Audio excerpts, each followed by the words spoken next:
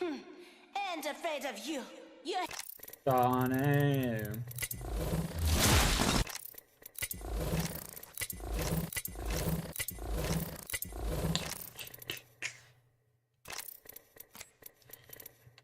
One AKA Shawnee.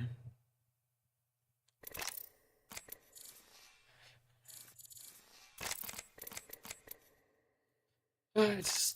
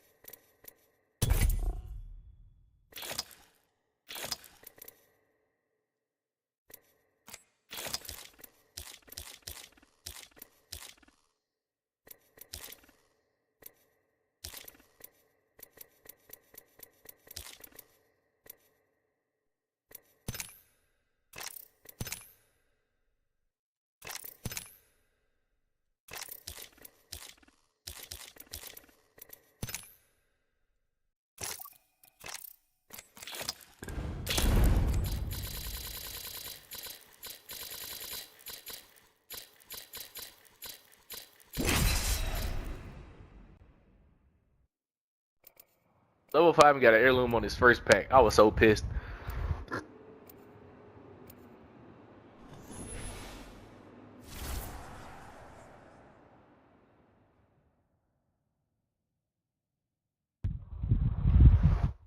Prepared and ready. We'll get the win if your heart's in the right place. What, you think I should play Bangalore? I put the time in. I've earned my stripes.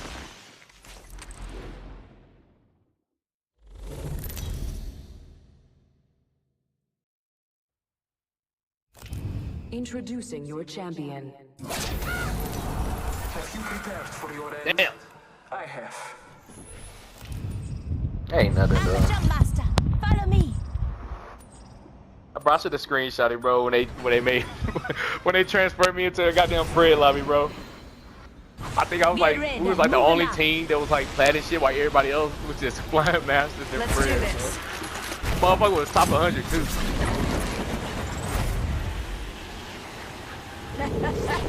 Drop, shock, and rock.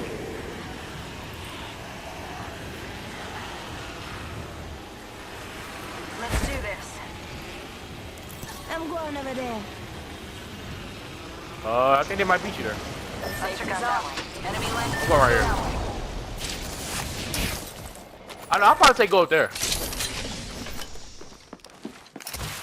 Ain't nobody landed up there. They're right above me, but I'm coming to you guys right now. Alright? They're right above me, but I'm coming to you guys right now, alright? Yeah. Alright. Round one. Beginning ring countdown. Got an alternator and some dreams. An alternator and a Hemi. Attention. First blood. First blood. FNGs always go first. That kid's so weak back there, he's literally a bullet. Top of the chimney. Recharging I my mean, do shield. that. Do you need any of this? Archstar out. Yeah, I'll Extended take heavy that. magazine Again. here. Level 3. Battle up. If I had that, I would have actually just killed that kid. That's kind of sad. Fuck. Recharging my shield. It's alright, it's alright. Sniper shot here. All good. Level 3. There's two teams here, right? I think it's one. No, it's Two. two. Oh, that's funny. Yo, come on. One's down, one's down. 100 on the rampart up top. Come. We go tap their ass over real quick. They're up on the roof here. Throwing Archstar. Up on the roof. Rampart just went inside, one's down low. Oh, I'm dead. Spotted. I'm dead. That was a nasty fucking peek. Getting shot at. Look out. Grenade. Got me. On me. That bitch low. She low as fuck. They low as fuck. Like, conduit low as fuck. Fuck. Just go. Trying. Ah! You chose the wrong door. Too horny with that peak. That was my bad. Yeah, you just go up top. You just go up top, Duffel, and just go get up. So nobody landed up there.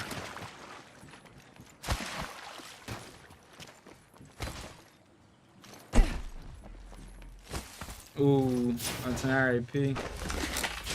You wanna put in that sports bet in? Yeah, I put $50 on the Jays. Fuck the Dodgers, bro. Bet on Ryan Garcia. Your fault. Watch like UFC like that.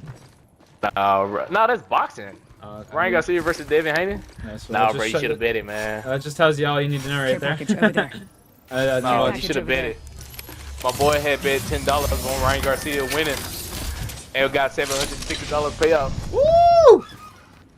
If I win this bet with the Jays, $50 bet turns into fucking $500. Alright, so down for that. Add an extra 0 onto that bad boy. Bless you. Bless you. Bless you. Bless you. Yo, this man sneezes like me, Chad. Yo, this man sneezes like me constantly. No joke. Let's fucking fire him. Let's go.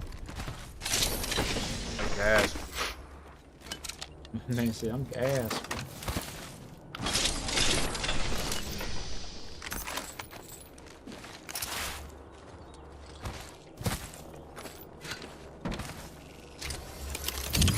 Hang on, I'm crafting.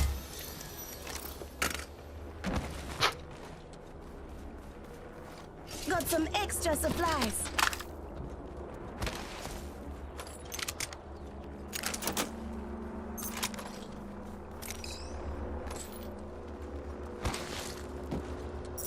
Recharging my shields. Sorry, you doing something? Yo, square, you good, bro. When we go to the circle, I'll drop my jump for you. Watch your six.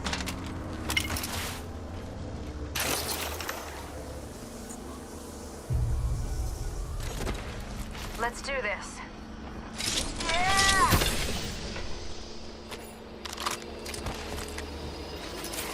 Shotgun bolt here. Level 3. I can use that.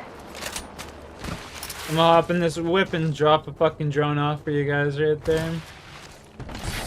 Come on, get in. Time to make style on these roads. Healing. Health drone if you need it. Got some extra supplies. Shield battery. I need a Med barrel kit mod. here.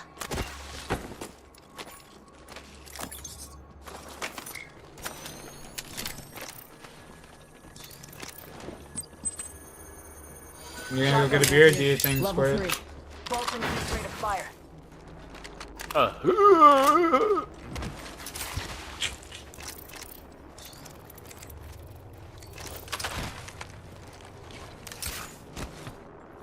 extra supplies here. Arm up. I leveled up. I'm going to upgrade too. Standard stock here. Level 2. Now that's an upgrade. Evo harvester here. Here's your birthday present.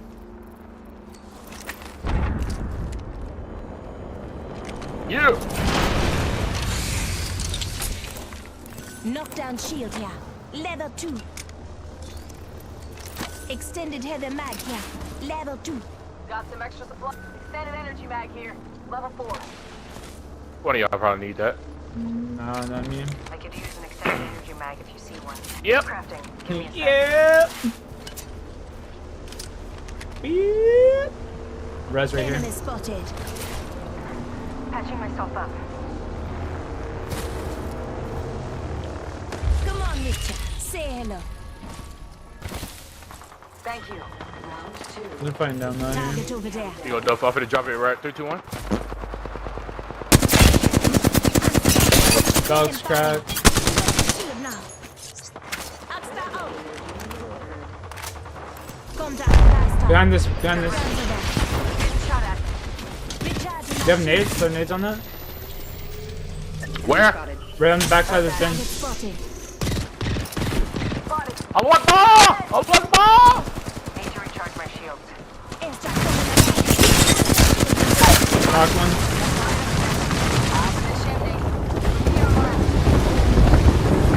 I hit one. Enemy taken out. Nice work. Reloading. Shit, They're boys. still up there. Contact. They hiding behind. Yeah, they're they hiding behind those shields bitch and walls. Yeah. Watch yourself. There's another squad attacking. Those 12 seconds on my 1 minute. Smith. Rings those nearby. virgin walls. Come up this way, boys. Need to recharge my shields. I want to smoke them. Yeah, yeah. You can just come up this way. Give me like 3 seconds. Give me like 3 seconds. When you get a shot, bang. You can open up this back bin here. I'm trying to get like a sight or some shit. Someone's in here. Someone's in here. I heard him swapping weapons.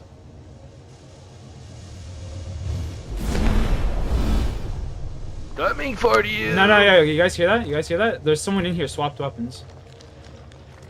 Might be hiding behind you, by here or some shit. I think he might be above us up here. Hostile close. Yep. I mean, you fucking little bitch. Enemy down. Fucking knew he was there, bro. I heard him. Told you. 100 on that kid. He's too weak. Enemy shield broken. Deploying health drone. Throwing arc star. Need to recharge my shield.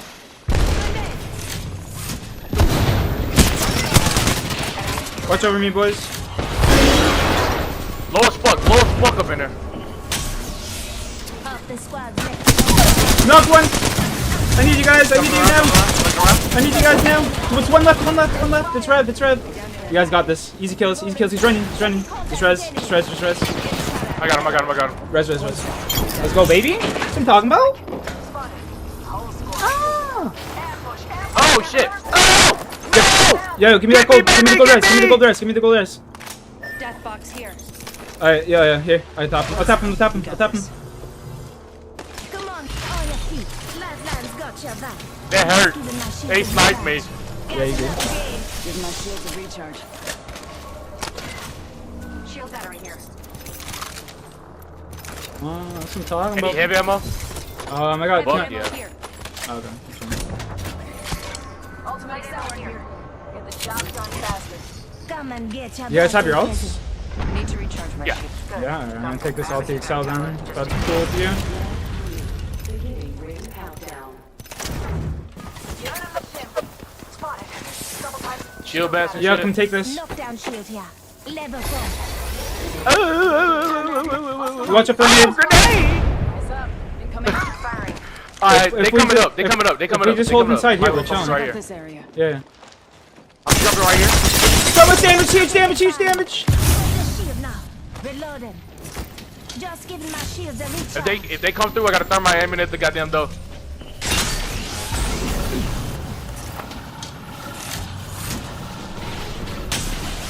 Now they getting shot at from another team.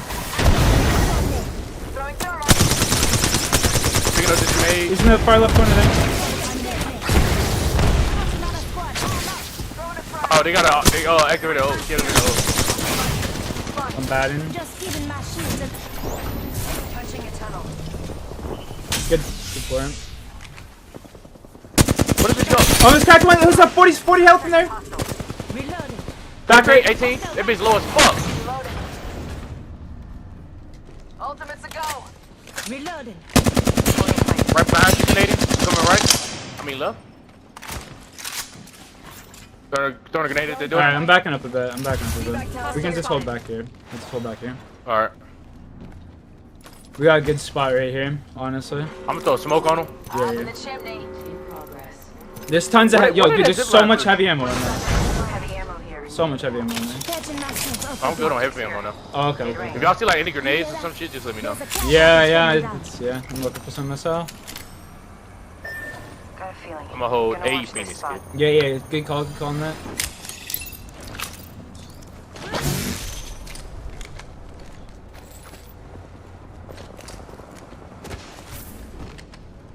Gotta hop up here. Skull. Can you Got a see what's in this box care right now. package right here? Headshot damage. Lovely food. Why? What? It gonna be a goddamn Kraber, bro. Yeah, that's what I was Kraber's thinking. every fucking Care match. package over there. A wing. Oh, Winger Dinger, eh? You wanna go for that? You can go for that. Wing good dinger. I don't want. Oh, this team already on it. Let's shoot them fuckers. I heard that. Almost cracked one. Almost cracked another. Yeah, there. I would rather say let's hit the team up top. Yeah, I agree. I was just seeing if we could get a pick on those little bastards. Yeah, we got you. Need to recharge Are my they coming? shields. I thought I broke that door, but I didn't. Care package over there. Rings nearby. 1 minute. That door's broken. Watch out.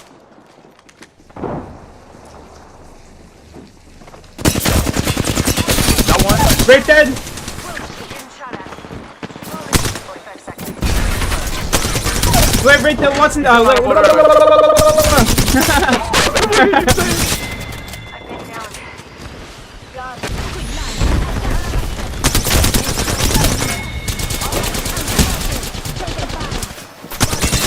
Two here.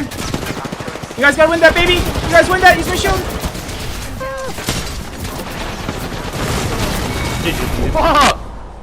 Hey, I shot at the commissioner too, and he.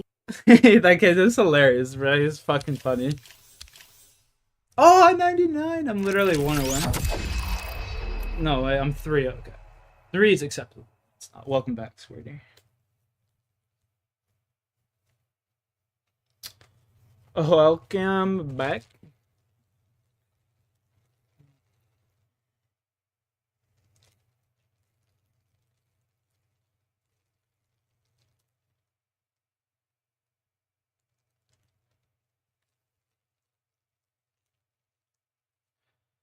Glad to be here. Yeah, glad to have you, my man. Glad to have you.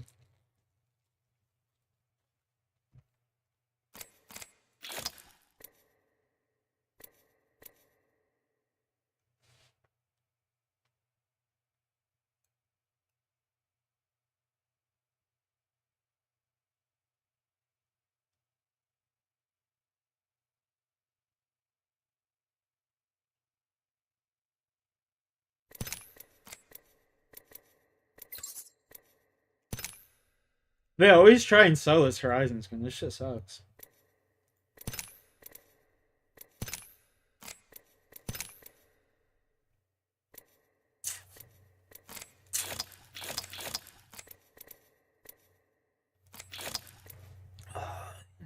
Always, brother.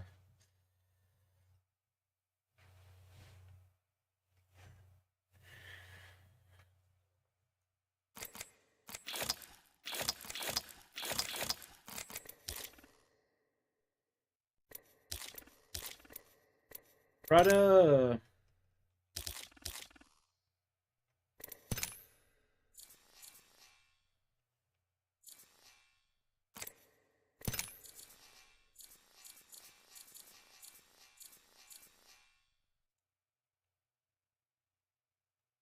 No, I think that looks pretty cool. I like the flowers.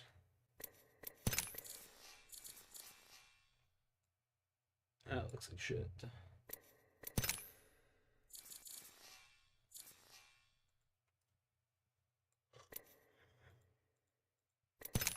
Ugh.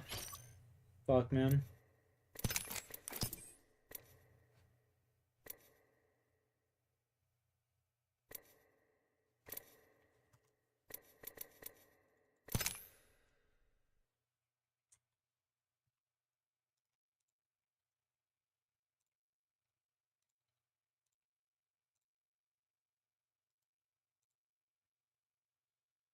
See what the Blue Jays game's saying.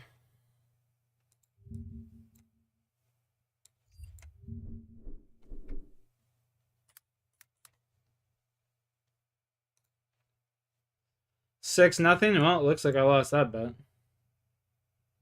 Jesus.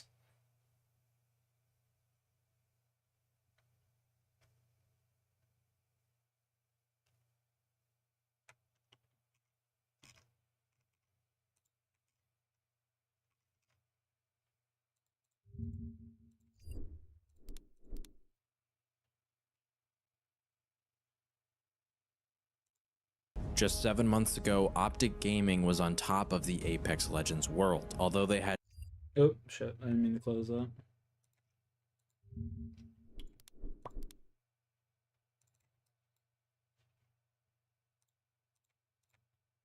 they hadn't won. They had just finished a historic run that put them in prime position atop the list of challengers heading into year 4 of teams who could possibly end the TSM and Dark Zero dynasties. And the season started off fine with a top 5 placement to begin the split, but then things took a turn and they struggled the rest of the way. The season 20 changes only made their problems worse, and by the end of the split, not only had they missed out on LAN, but their org, Optic Gaming, decided after years of being involved in Apex and being one of the recently added partner program orgs to leave the esport altogether. Welcome back to The Reset, where today we're going to explore what went wrong with Optic Gaming and why they left the scene. If you enjoy ALGS content, make sure to subscribe to the channel and like the video. It helps out more than you know. Also, go follow me over on Twitter and Twitch. And if you want to see all of my videos ad-free, go check out my Patreon, links in the description.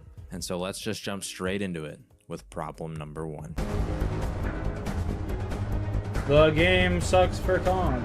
Problem number 1. Since Optic became a team, they have been dominant on Stormpoint until this split. It was bad. Like, so bad that for a majority of the split, they were a bottom 5 team in North America on the map. Their best game across the entire split on Stormpoint was 10 points. And by no surprise, they didn't place top 3 at all on the map. And when you do that bad, it's hard to truly boil it down to one specific thing. So let's cover a litany of issues that they faced on Stormpoint. First off, they had a similar comp issue mentioned in my exit video. Skittle, their frontliner, is playing Catalyst, a character that doesn't suit him, to allow Noct to play Conduit, so Skittle was not activated by his character to create openings and fights. You can see this really stand out in this game from day 3, where they're fighting Furia at this rock formation just north of Jurassic.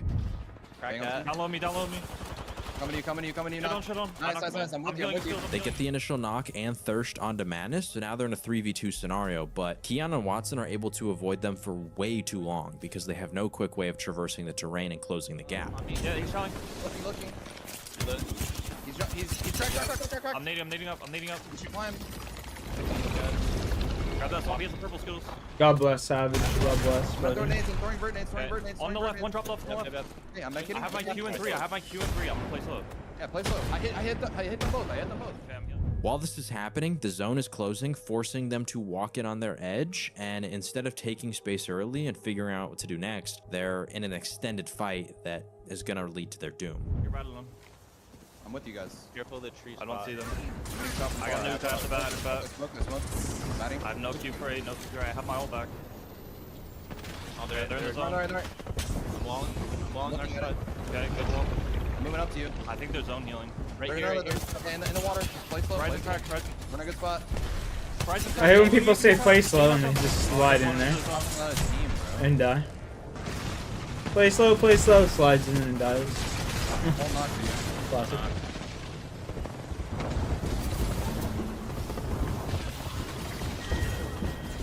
Play slow, slides in and dies. Give me a Black Dragon Taz, please. Alright, to the left. Had 141 Lizard. They probably take on Sentinels in a straight 3v3. If they win that fight, they completely clear their side of the zone, and maybe they're the one who ends up being second place with a lot of KP, like Sentinels got, instead of ending 16th with only 1 KP. Since they couldn't take that space earlier, they had become reliant on bank smokes and Cat's wall to create that space for them, and with a poorly placed wall, it's GG. You can see both Skittle's inexperience on Catalyst and the ways that the comp is much slower at opening and finishing fights. This is an issue that they immediately rectify the next match day, dropping the conduit, putting Noct on Catalyst, and then swapping Skittle onto Bloodhound. Then we have some other problems like comm issues or a bit of countercalling where plans are completely aborted, such as this game from day 3 where they're pulling off a simple rotate into Echo, and what should have been a very clean rotation into a very strong position turns into disaster real fast. I'm going first. We're looking for the inside spot on the right. I might die here. Heal yourself. I don't see. They're stuffing it. I'm going low ground. They're stuffing it, guys. Stuff? You're going low ground where? Right side? Okay. Yeah, far right here. Far right. There's a team there. There's a team there. I'm just going around far right.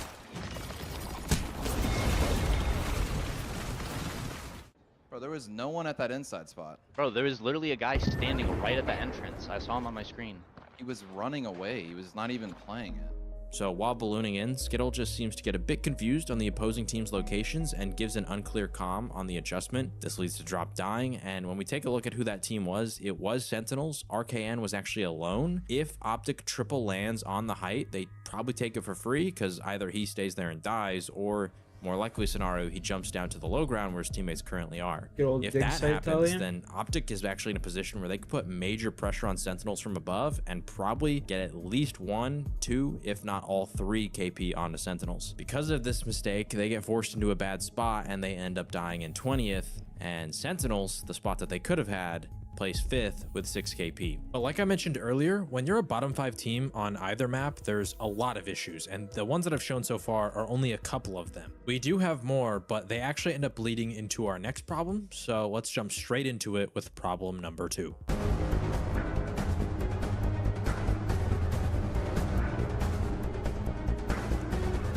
So as I mentioned, we did have some things that applied to both problem number 1 and problem number 2, and one of the big ones was in season 20. Obviously we have the armor changes. It's a lot more difficult to get your armor up through damage, and you have to be using other methods such as scanning ring consoles, survey beacons, or hitting Evo caches in order to get your armor up efficiently. Well, Optic just doesn't really adjust to this change much at all. We're seeing very early on that Optic is completely skipping Evo caches on rotates, ones that are totally free, and they would be able to just hop out of a trident, grab it, and continue moving. And this does benefit them in the fact that they get to zone first, but then they're also taking spots that are good for the first few rings, but eventually these spots lack flexibility, and we see that they're sort of banking on the zone pulling to them, and when it doesn't, then they have pretty bad walk-ins and they die because, again, they don't have good armors. It's just poor macro. The season 20 changes necessitate stopping and grabbing these Evo caches. If you don't, you're going to be like Optic sitting in zone with triple blues. But at least there was one good thing that came from season 20 right, and that was a meta shift. And this felt like it could have been the breath of fresh air that Optic needed. The meta had shifted from Bang Cat Conduit to Bang Bloodhound Caustic. Bangalore was still incredibly strong. Catalyst, the previous meta character who could hit ring console, was heavily nerfed, while Caustic was buffed, so he naturally takes that place. And then Bloodhound was thrown into the mix because digi-threats were basically gone from the meta entirely, as almost every relevant gun could no longer use them, and in a meta with Caustic Gas and Bang Smoke, it was just really difficult to see and fight, so Bloodhound solves that issue. Initially, this meta shift felt like it was a perfect one for Optic. Dropped has been one of the best Bangalores in the world for a long time, so he continues playing her. And excitingly, Skittlecakes is considered one of the best, if not the best, Caustic of all time from his days pioneering the Gibby Caustic meta. Then you throw Noct on the Bloodhound and Optic dominates, right? Well, it didn't exactly work that way. While the meta was still in flux, Optic actually tried bringing back the Gibby Caustic comp on match day 6. And although Dropped initially felt good about it, they quickly turned course, deciding to abandon the Gibby because it just felt terrible fighting 16 or more other teams with Bloodhound and not having one yourself, especially with the digi-threat changes. Here's one quick example where you can see that not having a Bloodhound leads to their death. Hey, the height on the right, maybe. Get above them. We're fighting on the right! Enemy spotted. Okay, I'm coming. We should get in there, get in there, get in there, get in there. Okay, get in the building, get in the bottom building. Yes, I can Play out. bubble it. Oh, there's a full team. On the, yeah, just fucking bubble towards it.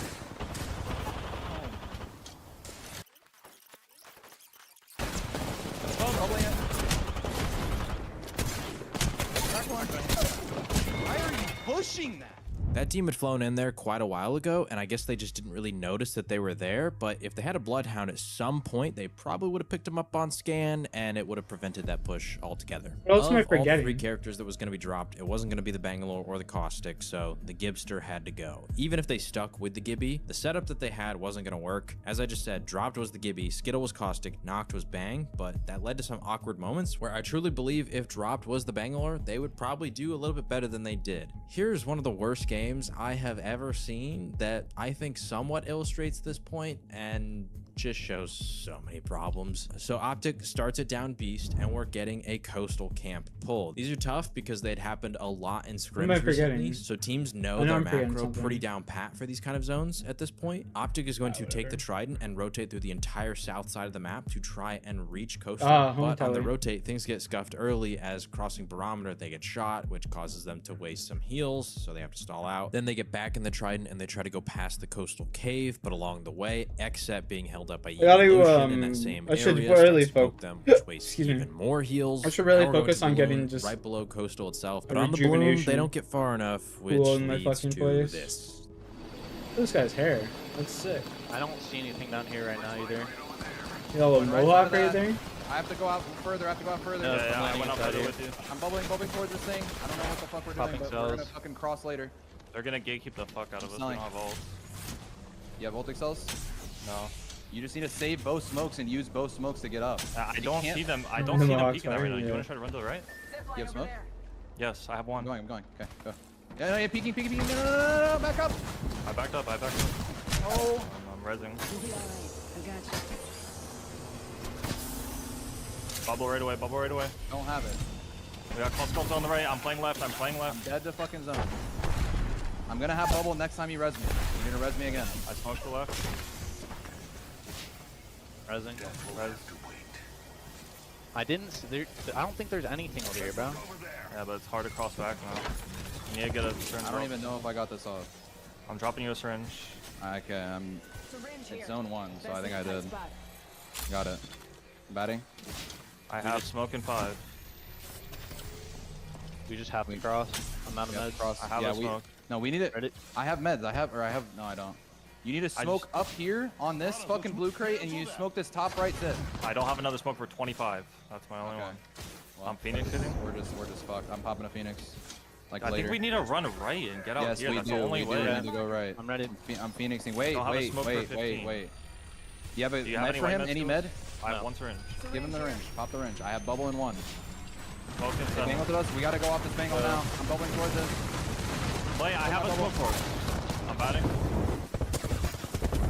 The communication is Yeah, it's just you. I'm dead here. One drop. Yeah, they're dropping. You just play your life. You're ratting this game.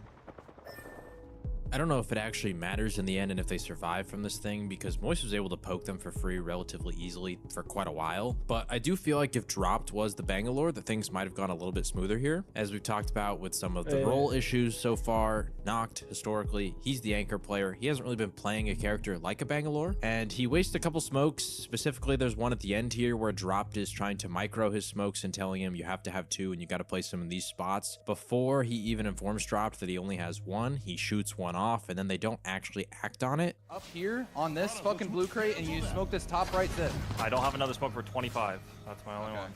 Well, I'm Phoenix hitting. We're just fucked. I'm popping a Phoenix. So that smoke is completely worthless, and then eventually they run out and they get beamed. So as dropped put it, That was literal fucking cancer. we move on to match day 7. They swap to the metacomp of Bang Blood Caustic with, as mentioned earlier, dropped, Noct, Skittle on each respective character. But this day was even worse, as Optic actually has their worst match day of the split, finishing in 15th. So what the heck is going on? This comp was supposed to fit them perfectly, right? Well, we have a multitude of factors. First off, with the comp, Caustic fills a very different role than he did in the Gibby Caustic meta. Back then, he was a fragger who could aggressively push into opposing teams' buildings and bubbles. But now, with Bangalore Bloodhound in the mix, Caustic is an anchor sitting in the back. This is because Bang and Blood are just significantly better at frontlining, and in this current meta, in order to take fights, you basically just smoke off angles, let your Hound pop their ult, and they're kind of the only one that really gets to play the game. And Skittles, playing Caustic, is not an anchor player, as I mentioned at the beginning with him having to play Catalyst. So in the Season 19 meta, for at least You know what I forgot? he's playing a character that didn't fit him. And now, although it's a character he's historically really good at, in the current meta, he's once again playing a character that doesn't fit him. As Dropped would explain, Skittle is at his best when he's on the front lines. Tony, welcome back, Catherine. Hello, you said that you'd be playing Apex. Were you not? You played some Apex. Watching the back and shit. And then none of my friends were playing, so it's just kind of like, fuck, man. Like, Apex is super boring when I didn't have my friends to play with, you know what I mean? And like calling shit together. And there was definitely like a lapse in the team dynamic there, with him being the anchor rather than being yo, son, what's up? with me. To make matters worse, similar to what happens at Exit over at SkyWest Trials, Moist decided to contest Optic at Big Mod and Stacks, a POI that they have controlled for years. And in the past, they managed to fight off some of the best teams in the world. The problem was, they have no leverage to take this fight. If they actually contest, we have no clue who wins, but Optic is not in a LAN qualification spot, and they cannot afford bad games, where Moist is sitting top 2 in the region and basically has LAN guaranteed. Making So some Optic, eggs? Nice. just I like made Exit, gets forced out some, of what their is it POI, called? and they end up Chicken leaving fried to rice the earlier for Harvester, dinner. which is almost the complete opposite of their previous POI. Mod and Stacks have tons of loot. They're on the edge of the map. They have access to the mod weapons, while Harvester is the literal center of the map, lacks those same advantages. Delicious, I mean, honestly. heck, this is the POI that DZ I decided mixed to some leave. sesame So in the mix seed of all these oil, comp issues some and honey, they're doing terrible on some Stormpoint, chicken they're having to broth, a completely little bit of water, a rebuild little bit their of World's Edge cornstarch, macro, which sucks, soy 'cause sauce, that was the and only a little map bit of they could fish really sauce get together. points on. By the time Optic And manages that was to the fix sauce these I used for the problems, stir it's fry. kinda It's too so late. bomb. Optic was nearly 20 points out of land qualification, which means not only do they need teams in front of them to do poorly, but they had to go huge, which unfortunately they did not, as they placed 8th in both their final match day and the regional finals. But what if I told you that a lot of these issues potentially had an obvious solution that Optic had tried to implement months before any of them took place? Well, that leads us into problem number 3.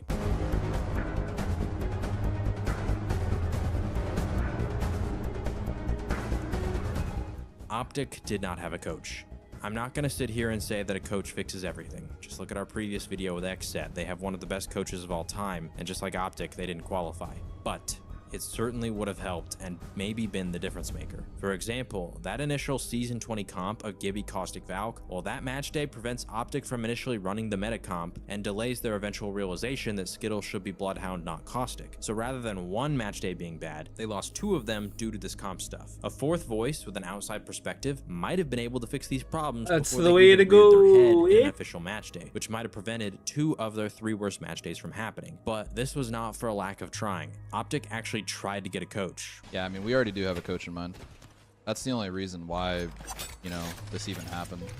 Because obviously Loopy was a great aspect of our team, and I liked working with him a lot. Well, the players did. The org denied them. At Champs, Optic had Loopy coaching them and managed to place 2nd. Following Champs, they wanted to make a change and bring on iShiny as their coach, but the org said no. I'm not sure the reasoning. Maybe it's a budget issue, or maybe as Dropped has theorized, it could be that Optic, being historically a Call of Duty and Halo org, doesn't really value coaching. There was definitely like a disconnect between the org and how Apex operates as like a game. After Champs, when we told Optic that we wanted to get a coach who was shiny, it definitely seemed like they didn't understand the importance of us getting a coach, basically. From what I've heard, coaches are kind of like a meme in COD and Halo. Like, definitely I've heard like in COD and shit that coaches are pretty fucking useless.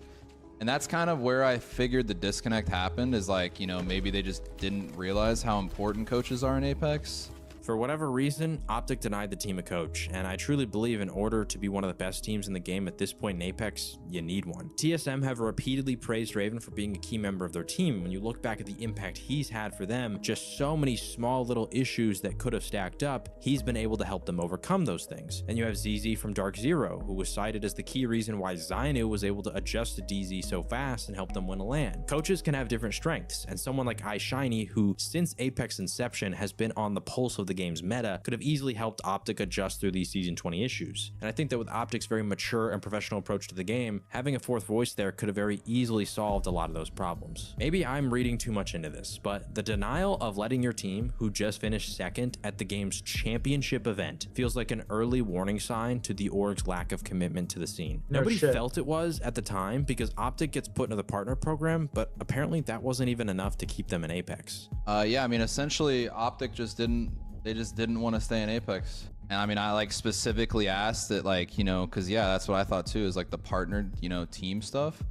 I was like, you know, that partnered EA partnered team thing wasn't enough to keep Optic in the game, and they told me no, it wasn't enough to keep him in the game. I don't think that Optic leaving was at all related to the team's performance, because they showed they were just 1 game away from winning a championship, and if it was performance concerns because they missed LAN the split, you'd think the org would either move forward by giving them more resources like a coach, or you'd think they just drop this roster and pick up another one. Instead, they left the scene, and this leaves the team in limbo. Despite all their issues, both Dropped and Skittle had seemed to indicate roster changes weren't going to be happening, and they would run it back.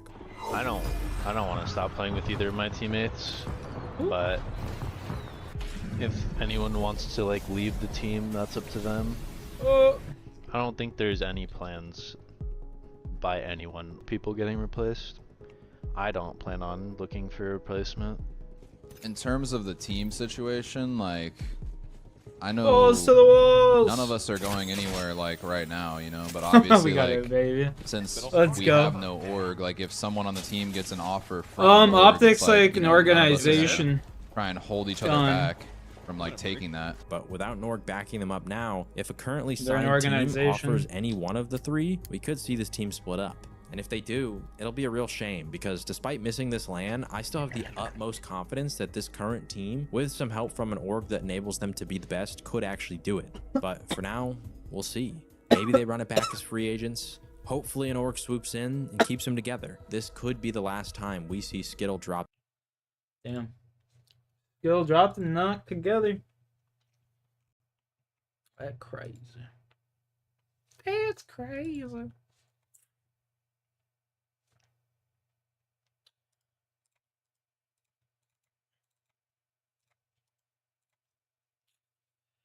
That's crazy.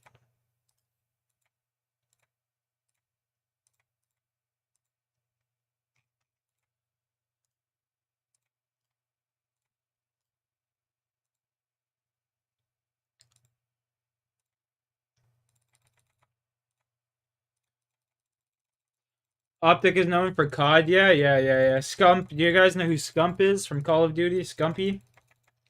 He is like the most famous Optic member. Same with like Nadeshot, I'd assume, I guess. I don't know. Those two are probably some of like the more popular ones, you know?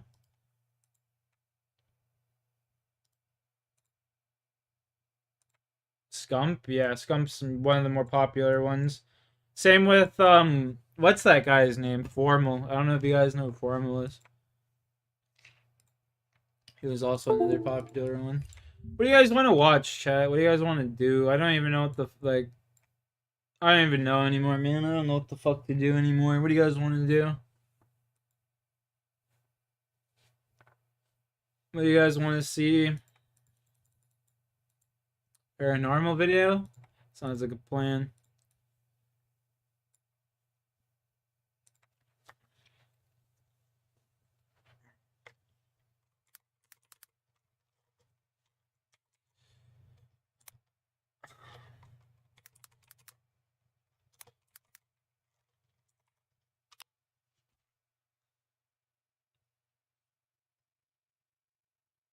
One day ago. God, you hate cats.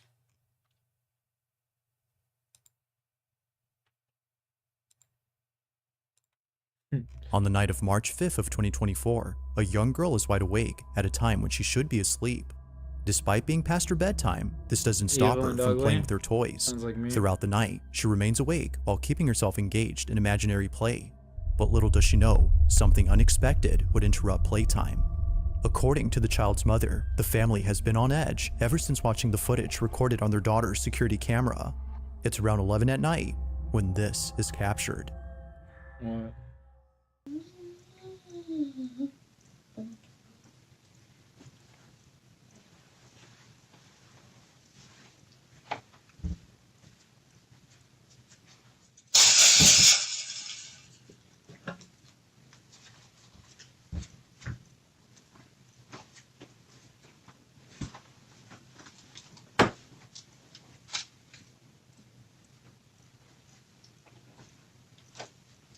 Can I play with you? Hey, can you play with me? Sure, I'll play with you. Go ahead and play. Yeah. Boing, boing, boing. Am I missing something here? What happened? Like,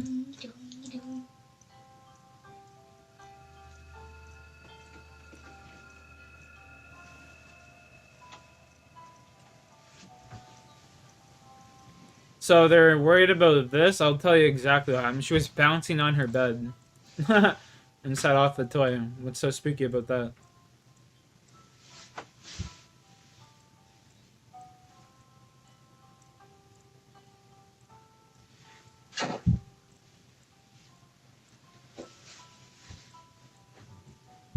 Tell you what, that's like a brave kid though. Most kids would be so scared. What the fuck?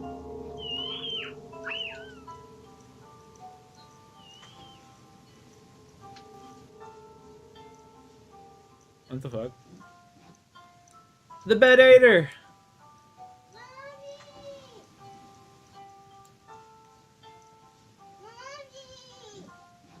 He's got a ridiculous glitch, can't progress. Rip.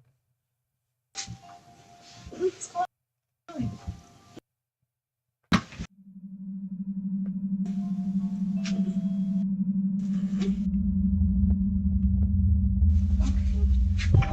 Let's go.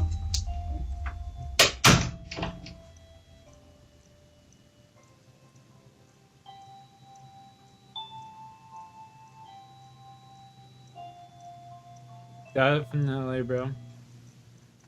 Definitely, Tony.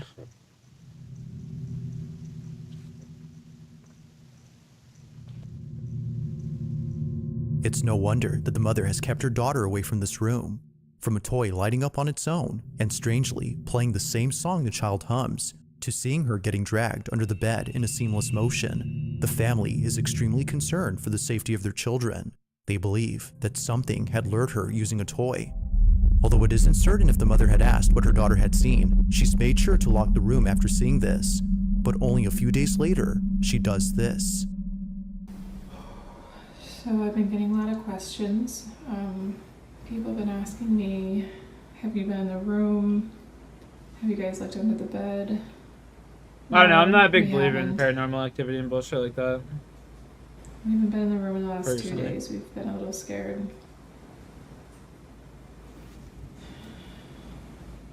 I've never seen something that makes me sit there and go like, oh yeah, shit, that's real. You know what I mean? Not yet, anyway. Not yet, anyway. All clout baiting for TikTok. Why would you post it? Well, I mean, why would you post it? I can understand why you'd want to post it. I'm being scared right now. But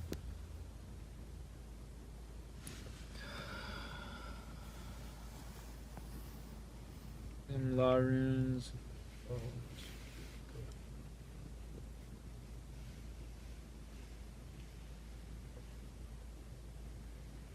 Like movie tier believable, yeah, facts. Ah! Oh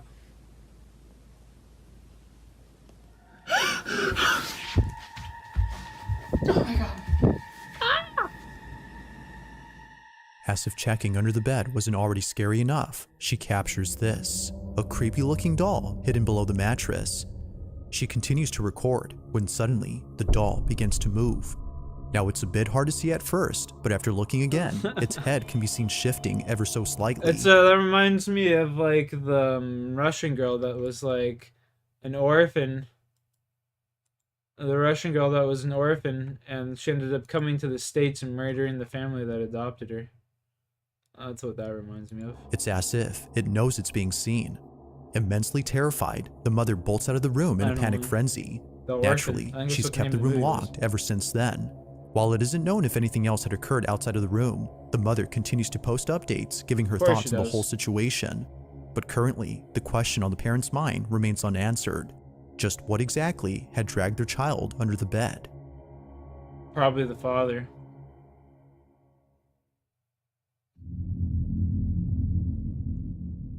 In the following video, two friends who work at a hotel are playing with an elevator that's going down to the floor below.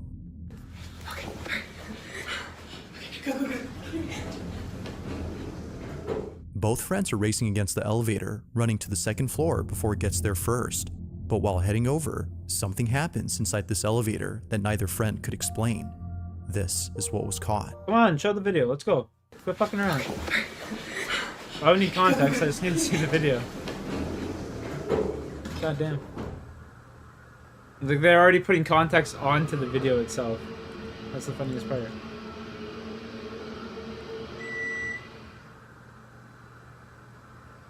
It's just like a fucking scream jump scare. Ah!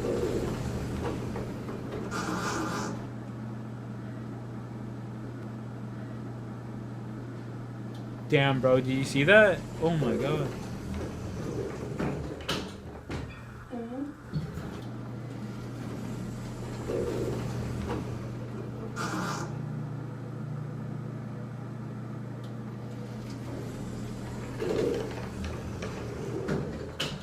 Holy shit, a faulty elevator.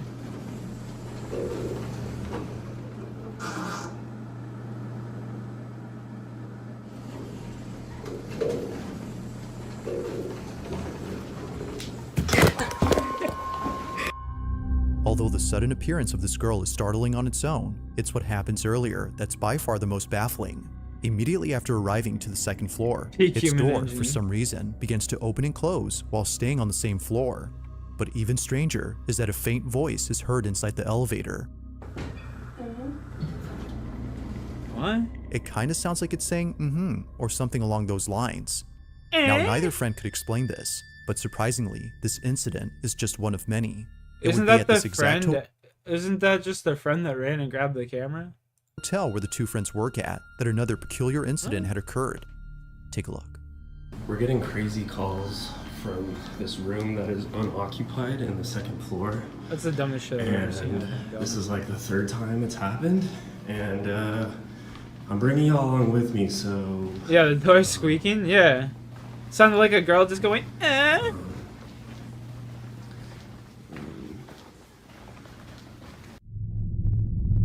Sounded like a girl moaning in my ear and going, eh. Okay.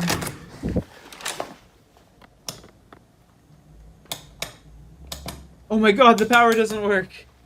Okay.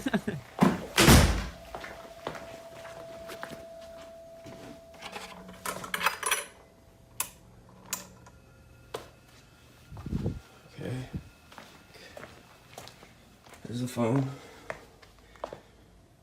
No one's calling. No one's here. Everything's chilling.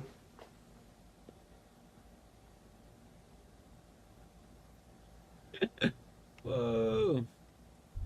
Yep, okay. I mean, no one here, no phone calls. I'm out. This is weird.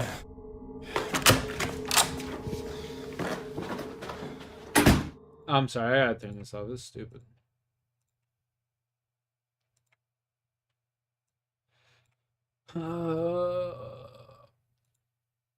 Welcome back, people. Hope you all enjoyed our last video. Loved it. If you have not watched it yet, please do check it out. I'll check it out. So in today's episode, we've got 15 scary ghost videos that will leave you afraid of the dark. Stay tuned to the end of the video. Ooh. And yes, if you don't want to miss our videos, then please subscribe. Don't be making fun of my AI voice, brother. Alright? I'll change it. We need some good paranormal fucking videos here.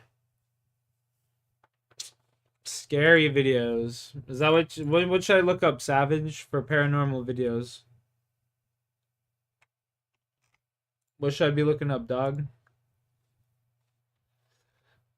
You're judging me, son. You're judging me. I don't like it when people judge me. I don't like it when people judge me. I just want to care for your life, brother.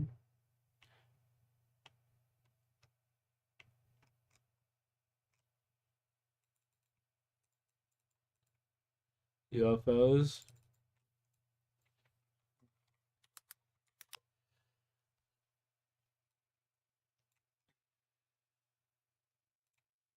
Did you see the most recent one? There was a woman who was a model who was on a plane. Did you see that, Jamie? It just got released today. She got what they're calling some of the most compelling UFO video ever. She's flying in a plane in this silver thing. They freeze framed it. It looks like a flying disc. A model saw this? A model. She's just in a plane and filming out the window. And they had seen this thing apparently, and she's trying to film it, and it shoots by the plane. You see the most recent There's one? no way an There was a woman who was Instagram a model had the who was on a camera pointing plane. away You from see that, herself. Jamie? It just got released That's today. the top comment She on that. got what they're calling... That's so funny.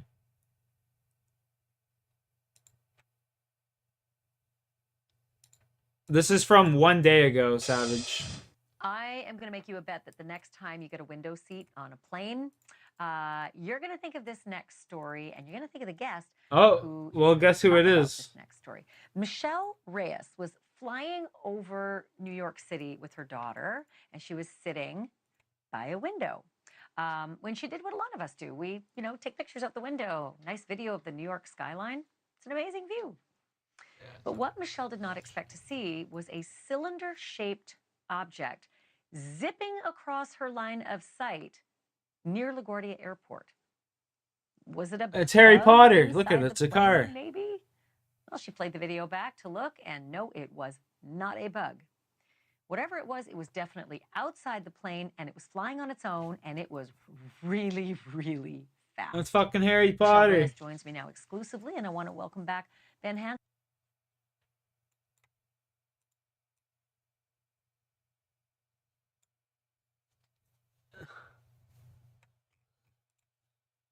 Ben is Harry Potter's car.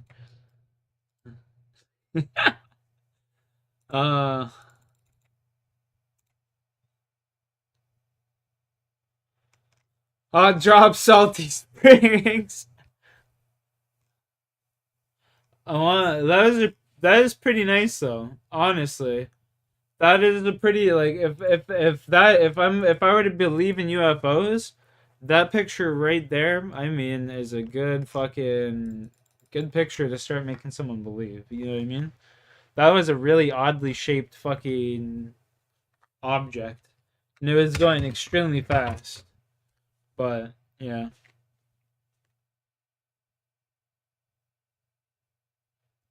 I have one for us. I got one right here. Kind of related to UFOs. On September 14th, 2023. This video right here, boys. Let's go. Best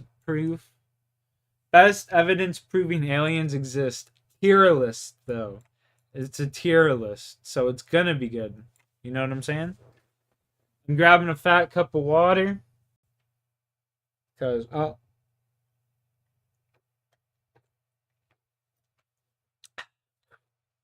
finishing off this little glass of Sprite. Gonna go fill it up with some water. Because I am parched. Literally like a mouthful of Sprite. That was funny.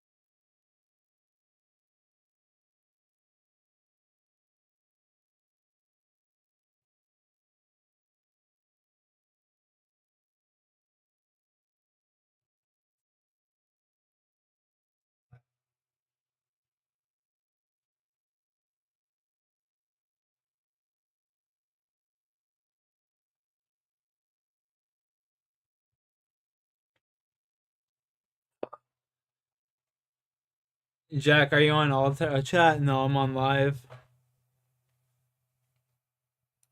In the Mexican Congress, there were hearings about UFOs. Mexican journalist Jamie Mausen presented two tiny bodies with elongated heads and 3 fingers on each hand. Mausen claimed these mummies were found in Peru in 2017 and have extraterrestrial origins. This event stirred up international reactions, and critics dismissed it as a trick, doubting whether the alleged alien mummies were real. However, former U.S. Navy pilot Ryan Graves disagrees with those who question the finding. He insists that most incidents involving human-alien contact are true, and the government carefully conceives many of them.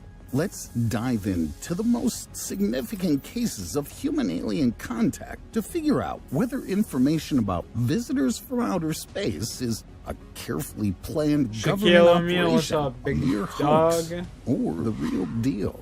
We'll find out if anyone has ever witnessed a genuine UFO and whether there are actual aliens described in the Bible. Experts from the University of California claim that extraterrestrials might reach out to humans as early as 2029. Here's the scoop. Back in 2002, NASA sent radio waves to the Pioneer 12 probe for communication purposes. They also sent signals from Earth to other probes to figure out where those signals could travel and what kind of objects they might come across on their journey. According to scientists, sooner or later, those signals will reach representatives of an alien race, and they'll surely send a response signal to Earth. But what if aliens have been actively seeking contact with humans for quite some time? This footage was released very on naive May of humans to 14, think that an alien race would want to 2021 by contact us. documentary filmmaker What makes Jeremy us so fucking Corbell. special? A spherical flying object was spotted off the coast of San Diego. The video shows the UFO hovering in the sky and then suddenly plunging into the ocean. According to Corbell, the footage was captured on July 15, 2019, from the deck of the U.S. Navy ship called Omaha. The video caused quite a stir, prompting then U.S. President Donald Trump to demand that the Director of National Intelligence and the Secretary of Defense provide Congress with a report on everything they knew about UFOs. This set off a chain of sensational statements from former military personnel. It turned out that soldiers often witness strange flying objects that can't be explained by any known human technology. On April 20th, 2021, in the American state of California, a massive black triangular-shaped UFO hovering over a military base was not only captured on video, but was also seen by at least 50 Marines. In a video shot by soldiers on their smartphones at a military Why not show the actual video? Base, we've got 5 glowing objects arranged in a triangular formation. In their podcast called Weaponized, journalists Jeremy Corbell and George Knapp revealed these supposed UFO clips. According to Corbell, the object was about half the size of a football field. Now, this story could easily fall under the hoax category. After all, it did bring Corbell and Knapp some fame. But how do you explain the accounts of the 50 Marines and the footage they managed to capture on their smartphones?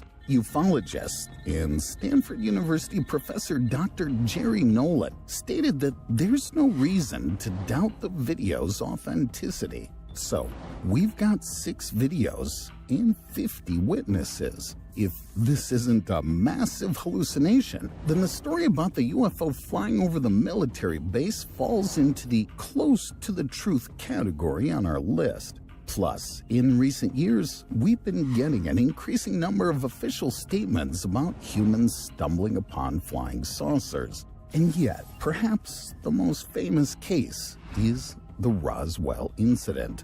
This story has been surrounded by a heap of myths and conspiracy theories. But is there any truth in that mountain of evidence?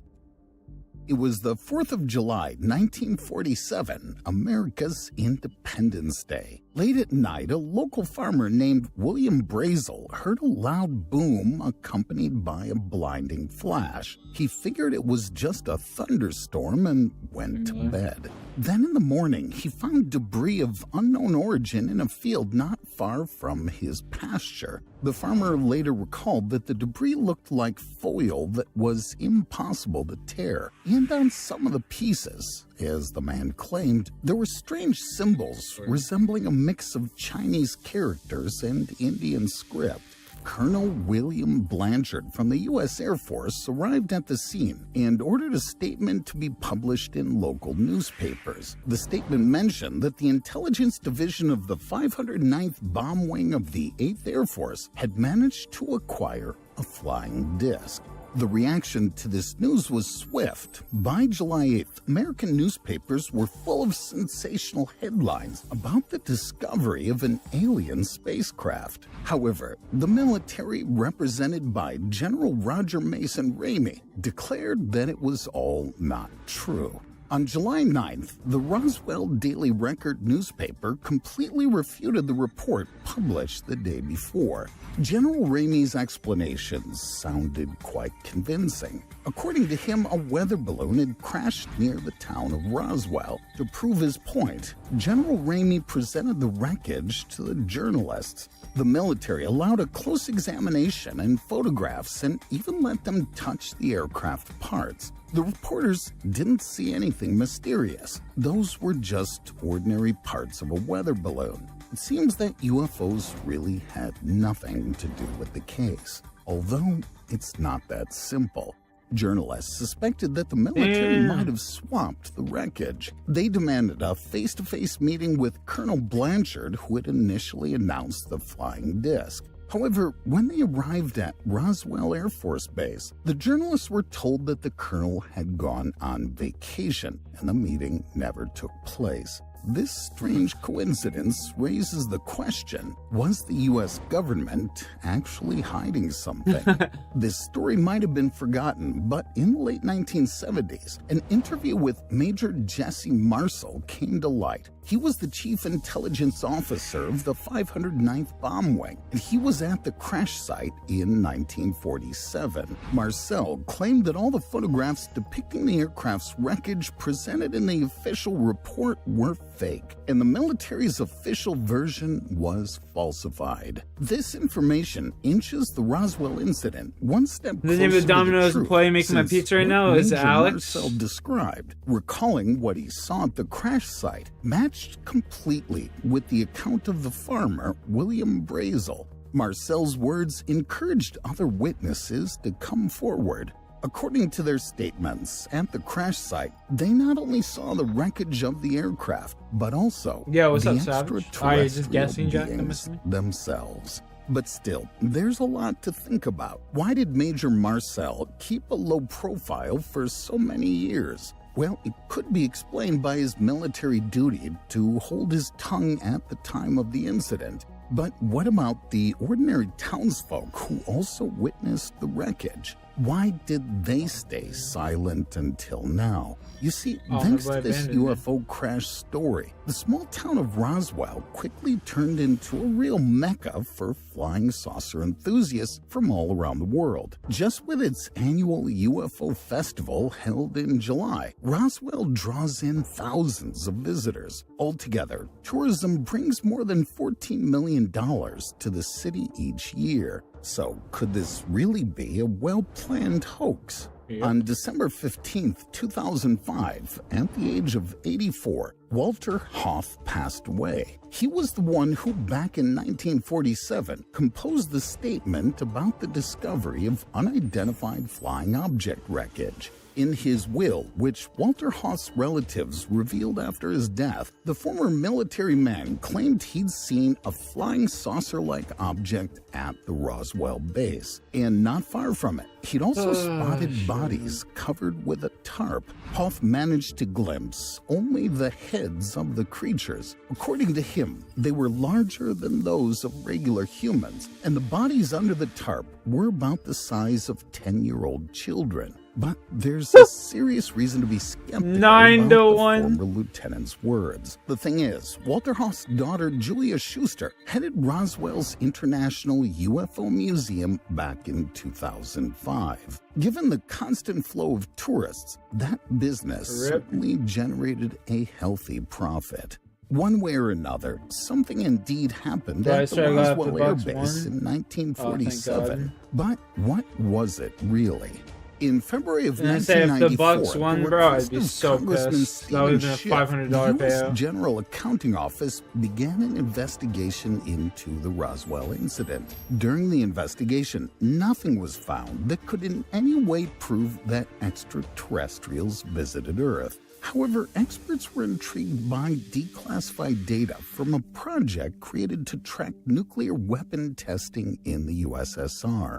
In the 1940s, this top-secret project was named Project Mogul. Its most important component was a structure consisting of weather balloons and sound wave tracking equipment. According to the report, some witnesses might have mistaken it for the wreckage of a flying saucer. The report states that Project Mogul was assigned a secrecy level of A3, the highest at the time. This could explain why authorities were inconsistent in their statements and wanted to forget the incident as quickly as possible. Maybe this case, indeed, has nothing to do with aliens and UFOs, but there's still a significant flaw in the 1994 report. The components of Project Mogul's structure were unlikely to surprise anyone with their appearance, especially someone who had dealt with similar devices before. Both William Brazel and Jesse Marcel had seen the wreckage of meteorological balloons on multiple occasions. Could it be that the military encountered something truly unusual? Or were they pursuing completely different goals while using alien tales as a cover-up?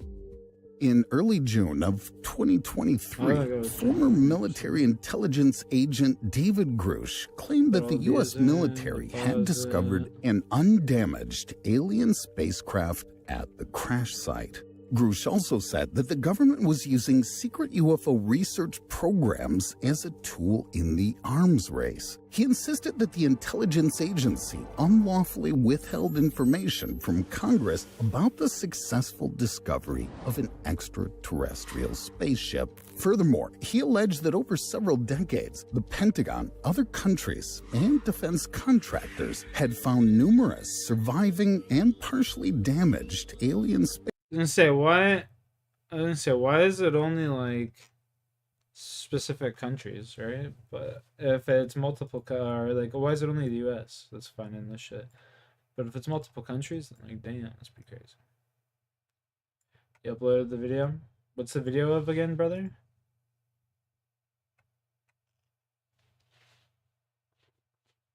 Why is it only US with?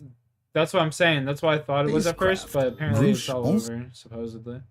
So filed a complaint stating that he'd been subjected to unlawful persecution for leaking confidential information. But unfortunately, the former intelligence agent doesn't have any clear evidence. It looks a lot like a hoax. However, skeptics put forward a more intriguing theory. Retired Army Colonel Carl Nell suggested that UFOs might be a government trick used to divert public attention and gain support for military programs. After all, if you show people that there's an extraterrestrial threat looming over humanity, then it just kind of fucking keeps their eyes off of what's going on right in front of them.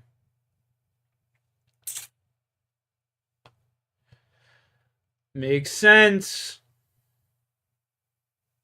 Makes sense.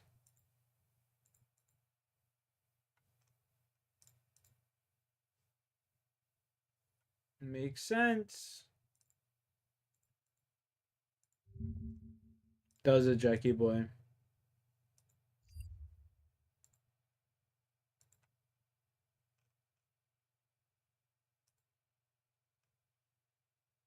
It's a short.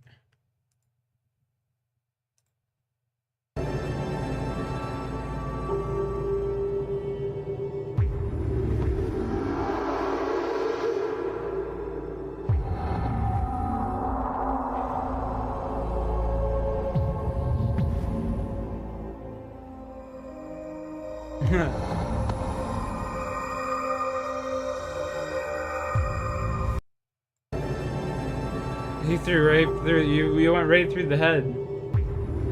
You went right through that chick's head. That's hilarious, bro.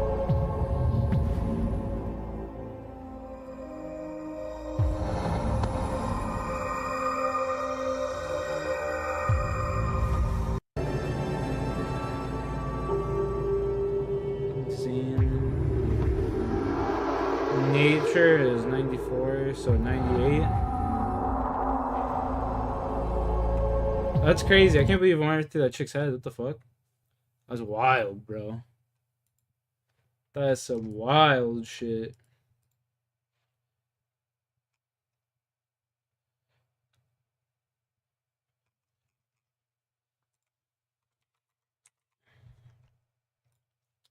Alright, we're gonna sit here and fletch us some logs for a little while.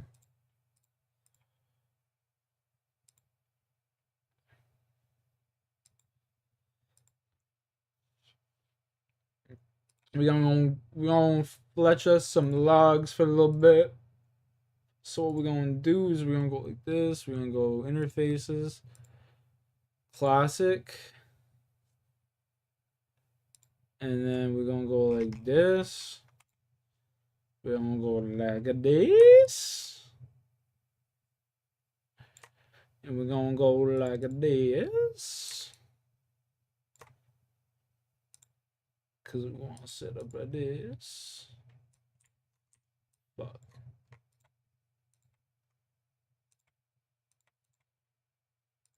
There, everywhere. Oh, fuck off. Sick. How is this looking on the screen? Members. We'll just. Let's fucking have that shit for now. Looks ugly. Do that.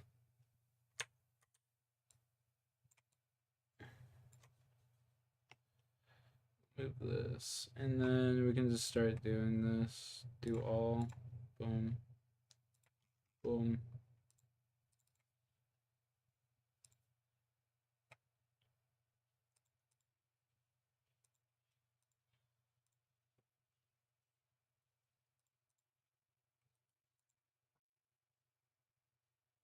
What's up, Rocky?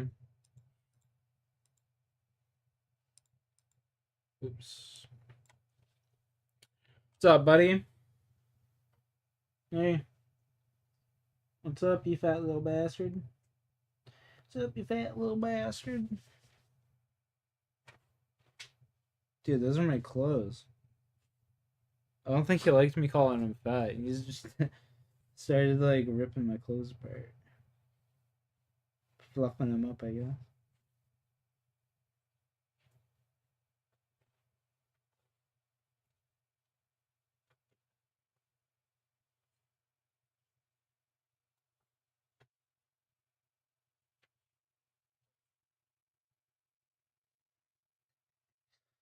You're hilarious, dude. Oh my god, I'm in the fucking bank. Oh my god, I'm retarded. Retarded.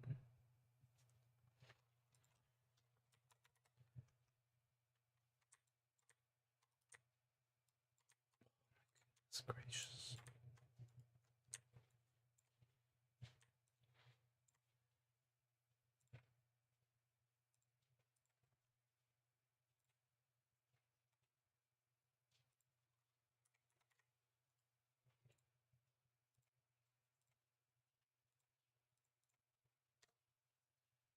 There we go. Now let's throw in something.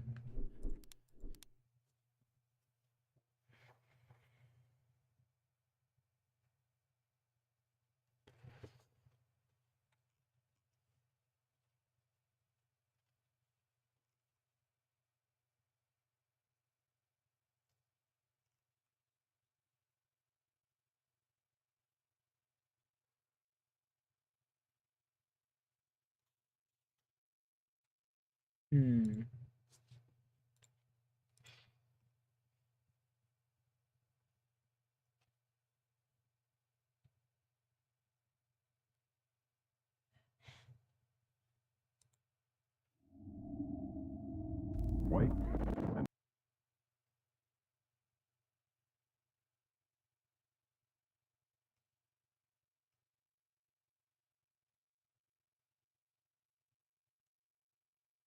Engine instruments are dependable reference, with which first officer and captain peer out into the distance to find the smooth, clear way ahead. August 31st, 1988. An airplane sits motionless at the Dallas-Fort Worth airport as passengers begin to slowly take their seats. 78 people in total were scheduled to fly that day, with the craft being piloted by Captain Larry Davis, First Officer Kerry Kirkland, and Flight Engineer Stephen Judd, a crew that boasted an impressive 30,000 hours of flight time amongst them. It was a notably windy day for the flight bound for Salt Lake City, Utah, so much so that by the time they had pulled away from the gate and reached the runway, a call was sent down to the cockpit directing them to hold their position for an additional minute, as the gusts now swelled more and more ferociously. The hold again left the craft stationary, allowing for a few moments in which the crew members spoke amongst themselves. We forgot something on our first leg today. We forgot to discuss about the dating habits of our flight attendants so we could get it on the recorder, you know, in case we crashed, then the media would have some kind of a juicy tidbit. The voice you're hearing is that of First Officer Kerry Kirkland, who mentions a point that, in passing, seems completely out of the blue, that they should talk about the dating habits of their flight attendants, as it would give the media something to talk about in the event that they crashed. As bizarre as this line sounds, Kerry was actually referencing a separate incident that had happened not even a year before, with that being the crash of Flight 1713. A few seconds of indescribable terror on runway 35 left. Too many people die in an instant. We ask again, why them and not us? In that scenario, the pilots of the flight had also been awaiting takeoff, this time in the midst of a brutal blizzard. And rather than discussing their takeoff, they instead had conversations about the stewardesses on board, joking and laughing amongst themselves about the manner in which they dated around, with these pilots getting so lost in that conversation that they completely forgot to de-ice their plane. A mistake they likely never even realized, as just moments after takeoff, rather than the plane soaring high above the ground, it raised only slightly before falling limp, crashing into the dirt below it and killing 28 people on board, including those two pilots. For sure. The story made national and international headlines, making it a topical reference for Kerry to bring up, yet also a clearly inappropriate one, as he had failed to notice the irony in his words. Following the crash of 1713, new stricter guidelines were put in place so that pilots would keep their conversation focused on the takeoff process until they were well established in the air. Yet here, Kerry was joking around with the crew, not even noticing that he too was creating a distraction. One that sucked in not only one of their flight attendants, but even the captain himself. We were just talking yesterday, you know, about 191 seems to be the classic airline crash that the news media goes for every time. Which led to Kerry providing one last bit of gallows humor. Yeah, you know that Continental that crashed in Denver? Did you read that? Yeah, they were talking about dating habits of one of the flight attendants. Had a real nice, that made me laugh, you know. We gotta leave something for our... How eerie is that, bro? These fuckers are joking about it and dying themselves. He was well aware of just how much the media loved a good plane crash segment, and unbeknownst to that distracted crew within the cockpit, they were about to give them a fresh story. Yeah, figured. Power set. Engine instruments look good. Airspeed's coming up both sides. DR, D2. What?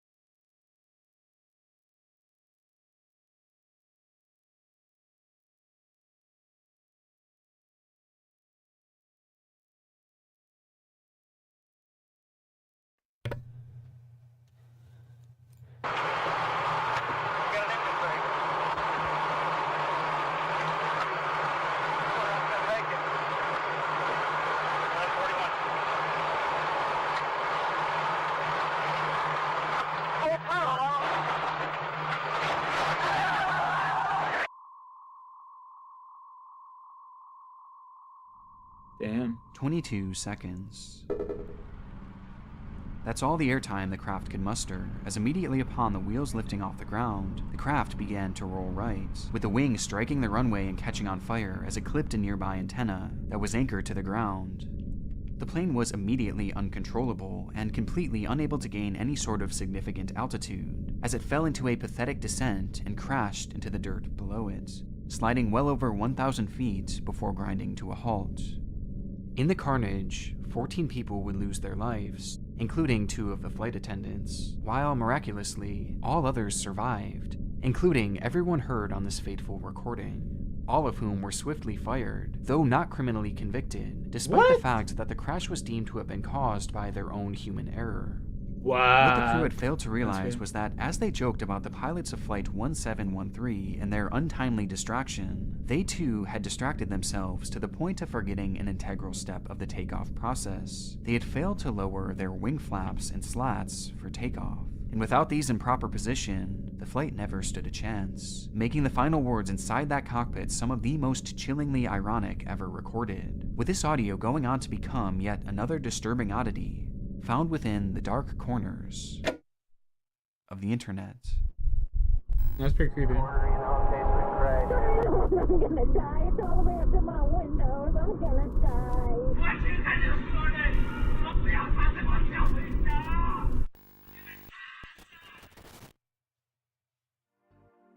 Before we get into our next case, I want to first thank today's sponsor, Aura. Thank you, Aura. Because Aura is always on, and they're always doing the hard work to keep me safe online. I value my privacy, and I value yours as well, so go on over to aura.com/NickCrowley to try it out on a free 2-week trial, and that link is going to be right down below in the description as well. No link down below, fuck Aura. JJ didn't know how much time had passed when he first noticed the soundless haze that had moved in all around him. JJ could no longer see the stars or the moon.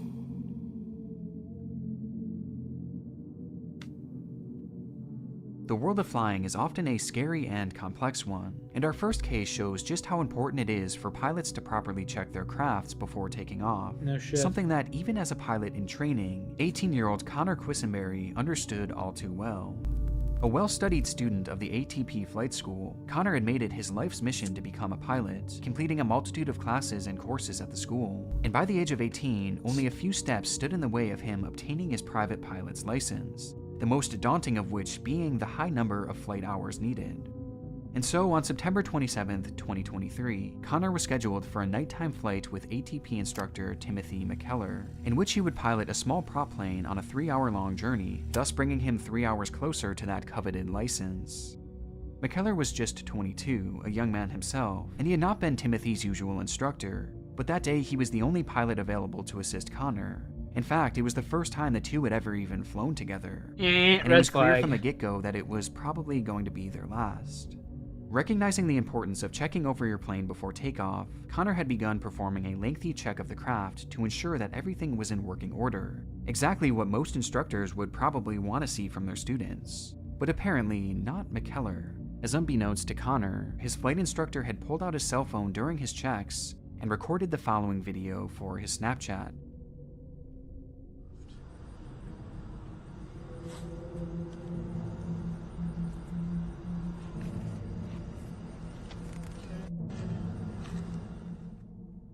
The post was scathing, and despite the student pilot not doing anything out of the ordinary, McKellar seemed displeased at the speed at which Connor was operating, telling his friends on Snapchat how glad he was that Connor wasn't his full-time student, and that he'd seen faster movement at the Special Olympics.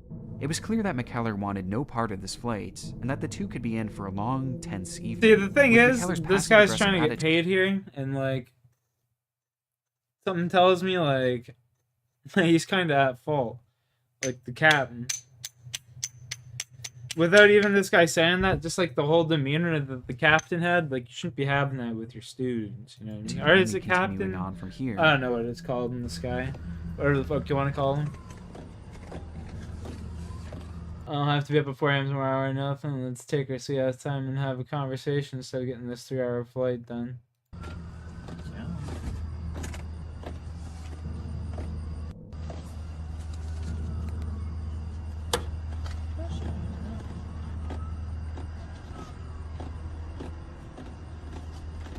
The caption here sheds more light on why McKellar seemed so frustrated, as he typed, "I don't have to be up at 4:30 a.m. tomorrow or nothing. No, Let's you take our don't, because sweet-ass you're time dead. and have a conversation instead Bruh. of getting this 3-hour flight done."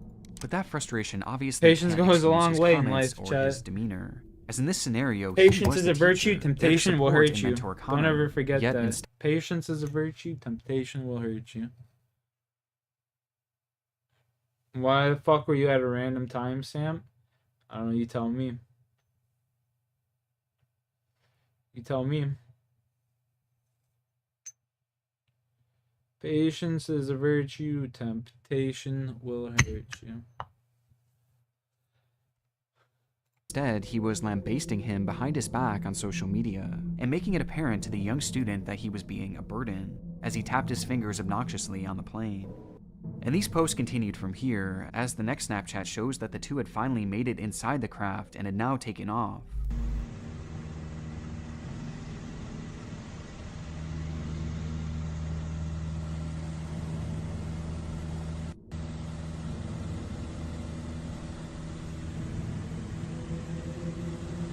Now obviously there's a lot of context missing here. It could have been possible that Connor had said something that irked McKellar, or that he was just not being responsive to any advice given.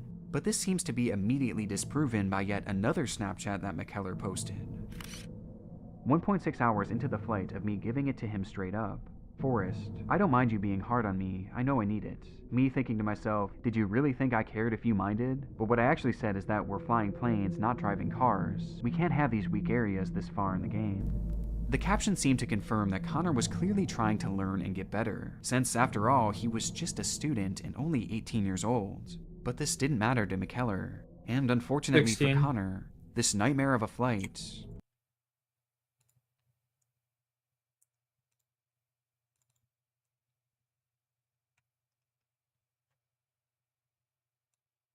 16, brother.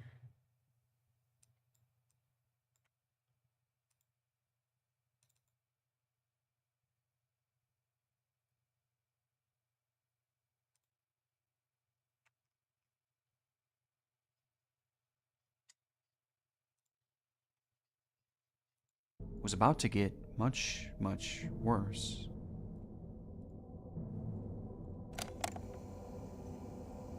Headed our way like a group of pissed-off hornets, McKellar posted, accompanied by a screenshot of a weather radar showing heavy rainstorms in the direction in which they were headed. This was the final post ever made to McKellar's Snapchat, as moments later, the small craft would lose contact with flight control and disappear into the stormy night sky. It wouldn't take long for the plane to be found, or at least what was left of it, as using the final posting from Timothy's Snapchat story, a search team was able to track the craft down to a wooded area behind a church, with the flight having ended in a terrible crash due to the turbulence from that storm. And inside that mangled mess of steel were the bodies of Connor Quisenberry and Timothy McKellar, neither of whom survived the impact. With Connor's final night on this earth having been spent facing intense ridicule both in real life and on social media, making these Snapchats some of the more depressing content out there on the internet. I don't know if it's necessarily depressing. I mean, the kid obviously was not suited to be a fucking pilot.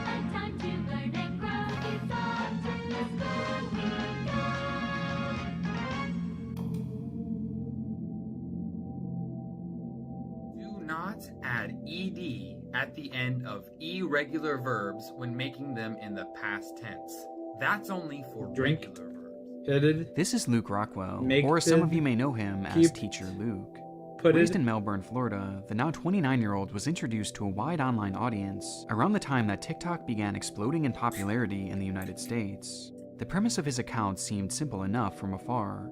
Luke was an excellent speaker and used his understanding of the English language to create short-form videos centered around proper pronunciation and phrasing. Do not Smart. say, explain me or explain you. Instead, you should add the word to. For example, I'm going to explain to you. Teacher Luke's account had immediately become an asset for foreign speakers to better understand the language. Well, I was thinking. Though this wasn't all the account consisted of, as he'd also post a variety of other mildly interesting what about travel Crazy related Rabbit videos. inspired me? Countries that are the most dangerous His humor to travel to and how in the easy year he was 2022. able And to at connect some, with he his even audience. took a go at making some more comedic-based content. I didn't realize until I came to Thailand that I hate ties. I'm just gonna say it. The weather is just too hot, man, to wear them around your neck. But none of these were the reason that the account grew to the size it did, as initially his page was followed by nearly 3 million TikTok users, thanks mainly to his more edgy content, leading to some clips that I'm certain some of you have seen before. How do you say this word? Today I'm going to teach you 3 different ways to say this word. Some have a hard R and some do not. Negro is the common word used to call black people in Thailand. When I first moved here, I was shocked to hear it because in Western culture, it's a pretty offensive word. It's hard to label this content that thrust Luke's page into the spotlight, but I guess it could be described as baiting his audience into thinking he's saying something problematic, but instead making it a loosely educational moment, thus vindicating himself from anything he said. Like I mentioned before, these videos were definitely edgy, so much so that in 2020, his page was actually terminated by TikTok, thus leaving him all the way back at square one. Undeterred though, he kept on creating, launching a new account under the username Black tea with just a small spoon of honey, and then you pour the boiling water right over top of the honey, that way it dissolves right into the tea. Oh, it's perfection. Fuck, I might go make one right now. English with Teacher Luke. And within only 1 put on the year, water. it I'll be already right gained back. over 1 million followers back. 1 million followers on this account. Thank you guys so much. It's so crazy. Bro, I'm that gonna be right 1 back. I'm year gonna go ago, put on the my water account, right now. I hit 1 million on the same day. Fuck yeah, buds. His content was You're drinking tea? Yeah, I'll be right back. I'm gonna go put on some tea. Put on some water for tea.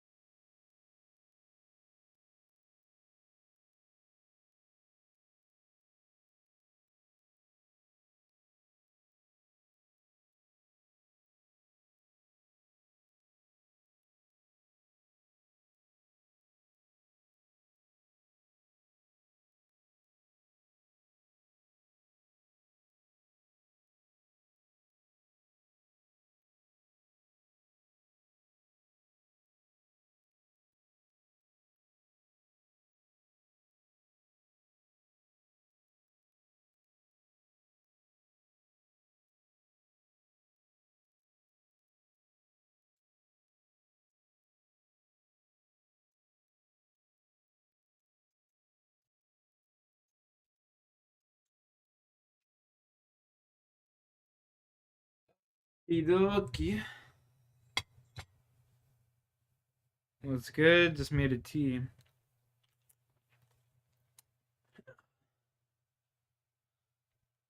Steak is good. Seemingly inevitable, with each video being primed for virality. But what many might not have known was that his passion for the English language, as unserious as it may seem from these videos, reached far deeper than just the online world. In 2019, Luke packed his bags and moved all the way across the world to Thailand, where he would use his love of the language to get a job as an English teacher, working with students from K-12 while simultaneously having a flourishing career on TikTok. All factions of his life were thriving, and for a moment, it seemed everything in his world was going right. Move to Thailand How could he and ever just be an fail? English teacher? Holy shit. Funny. A U.S. teacher and TikTok star accused in having Thailand of sex having with sex a with teenager. Luke fuck? Rockwell was released on bail after he was charged in Bangkok with luring a minor for indecent purpose. With one article, one headline, the facade of English teacher Luke had crumbled. Yeah, But how there did goes it all your go so fucking wrong? And what career, exactly bud. happened that Rightfully led to so. his arrest? That's crazy. Well, What it the started fuck? shortly before the news broke, when a 16-year-old living in Bangkok visited her doctor's office, complaining of intense stomach pain and discomfort. After administering a series of tests, doctors would determine that the girl had contracted not just one, but 2 STDs, with her only partner having been Luke Rockwell. Her mother was furious upon the revelation and immediately took her to the police, where a full Is it one of his investigation was students? done, revealing some truly damning information. It was discovered that before the pair had met up for the first time, they had been messaging back and forth for roughly 5 months, and during this time, Luke lured her and eventually convinced her to sleep with him. And while this is horrible enough, some agencies actually reported that the girl was a former student and had That's become a what I fan of his thought. content, which led her to reconnect with her former teacher. That's what I thought. Insinuating that the grooming may have stemmed back even further than just those 5 months. Yep. But I need to note that I was unable to find any solid proof of this, so take these reports with bet. a grain of salt. I bet, bro. I But wouldn't what is even known put for it sure past it. is that while they were seeing each other, Cheers. Luke asked the girl to keep their relationship private until she had turned 18, so as to not turn any heads. And during this time, Luke never mentioned having STDs, and instead he promised the girl that he was clean, even lying to the point that he had showed her a copy of his medical history, which was likely either forged or completely out of date. See, this guy could have just gotten away with it if he was in Alabama. I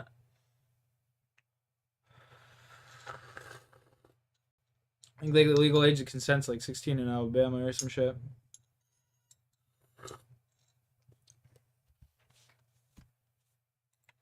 Luke's actions were heinous, and his words were that of a man who knew he was doing wrong, yet actively trying to get away with it anyway. A disease or And if all these infection, that heart charges weren't disease. horrible enough, the investigation into Luke revealed one final proverbial nail in his coffin, as the investigators had discovered undeniable proof that these alleged encounters had taken place. Proof that came in the form of video recordings that were all done without the victim's knowledge. What creep. Following the discovery, Luke was arrested and his TikTok page was removed once more. But despite the evidence for these charges that guy's lying gonna get against fucked him, up in it appears Taiwan that jail. Luke isn't actually in prison, at least not yet. As after quickly making bail, some internet users claim that they've seen him around Bangkok, enjoying his life and acting as if nothing happened, even posting stories on what appears to be his secret private Instagram. I was unable to find any updates outside of this, making it unclear whether Luke is still on bail, if he's been taken back into custody, or if he ended up beating Yeah, the it's gonna be charges. probably on bail. He made So for millions now, from it's TikTok. uncertain how Luke's story will end. But it's still disheartening to know that his presence is still looming out there in the shadowy corners of the What a fucking online creep. world.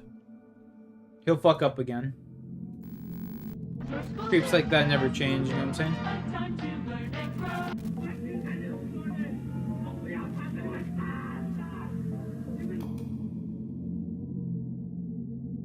October 25th, 2022. I like A the bell rang first one. throughout It the was halls about the of plane Zhuang crashing, Middle bro. School Well, in the I didn't Jiangxi like it province of necessarily, China, but marking it the was an start of interesting another story. class period. So, June yeah, was not your Sean, I standard hit middle Plat school. 2, baby. For starters, it was massive, stretching roughly 600 acres around. I hit and Plat it 2 in featured Apex. dorm rooms where the students would stay full time, sometimes even being accompanied by their If I were to parents. play Apex And on top hard, of bro, this, the like, huge complex yeah, if was I were to play guarded and Apex enclosed by a large hard, wall I'd topped be with barbed fucking wire. masters in like a It was day or certainly a two, unique honestly. place, to say If the I had least. a good But as the team. nearly 3,000 students across If I the had my campus J, piled into if their I had my different J and classrooms, fucking cooks for one 2 student days failed to solid, take bro, his seat. we'd be masters. 15-year-old Hu On Xinyu God. The teacher waited 5 minutes, then 10 minutes, growing more and more annoyed at the boy's tardiness. However, this annoyance would slowly turn to worry. At least by the time the D1 class period had ended, there was still on the no sign precipice. of the boy, prompting an immediate campus-wide search. Yet he was nowhere to be found.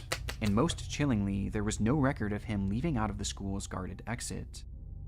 Confused, staff checked the campus security footage, where they would find Hu walking out of his dormitory, heading in the direction of his class, which was located in a building no more than a few hundred feet away. Yet he never made it there. Instead, the campus cameras revealed a blind spot of only 10 meters between his dorm room and that class building. A blind spot that no student and likely no faculty He died aside from maybe a diabetes, select but he few wasn't could have known fat. about. Yeah, I mean, And diabetes yet, just within that doesn't blind care whether spot, you're fat or Hu not. had Just because you're vanished fat into doesn't thin mean you air. can get diabetes. You just have a higher chance. In between these buildings was a path that led to a large park on the premises, in That's which so many sad to hear, assumed though. Hu had probably slipped I'm into. sorry for that. But when police checked the area with their tracking dogs, their search yielded nothing. So they took things a step further, this time doing a deeper search of the campus itself, even looking into septic tanks and water tanks, checking every square inch. But again, no trace of the boy was found. All they could uncover was his cell phone and other personal belongings that were left behind in his room, with the only object of his missing being a small recorder that he had purchased a few days before. It was believed that at the time of his disappearance, that recorder was literally the only item he had taken with him. Somehow, this young boy had disappeared within the tightly watched walls of his school, with there being no sign of him on campus and no evidence that he had ever left. Despite the fact that China, and this area in particular, is blanketed in cameras, seemingly watching every single inch. But Hu was nowhere. It was as if the school had swallowed him whole. Shortly after his disappearance, Hu's mother began desperately posting to Douyin under the account Xinyu's Mother Searching for Son, where she begged the public for help in finding her missing child, It's a good name, with the clips of actually. these plaintive pleas sparking immense interest from a vast number of people across the What in web, the leading to fuck the was case that? I thought she immediately was exploding dead. in popularity. Popularity that only continued to grow as new disturbing information began to surface. It started with a revelation made by an internet user in China who mentioned that Hu was He not was the always, first like, student to go drinking missing Coke from the and school. beer and shit. In fact, these And his mom was disappearances trying were to becoming scam my mom. seemingly a That's fine. yearly occurrence, prompting I don't get immediate into family- speculation about the school family and their drama, you know potential what I'm saying? involvement in these Yo, who's disappearances. this? With the school becoming more suspicious, as reports began emerging that once police had arrived, they realized that there was data missing from the CCTV cameras, with many of the cameras on the premises conveniently malfunctioning on that specific day that Hu had vanished, almost as if the footage had been deleted Altered. afterwards. But not before one of the guards had supposedly snuck a video, which he claimed exposed what really happened that fateful day.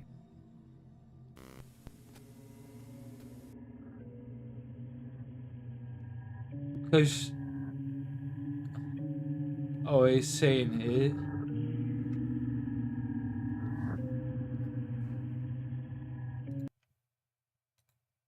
What do you mean? I don't understand.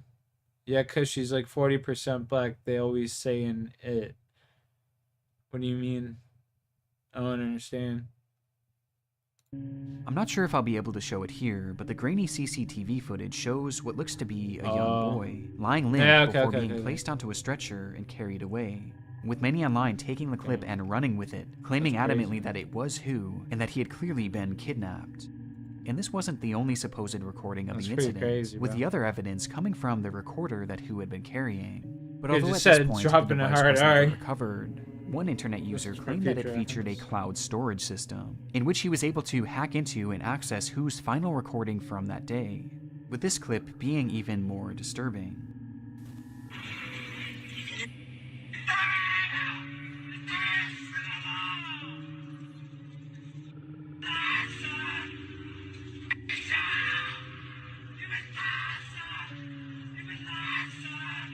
Wait, so what happened to this guy?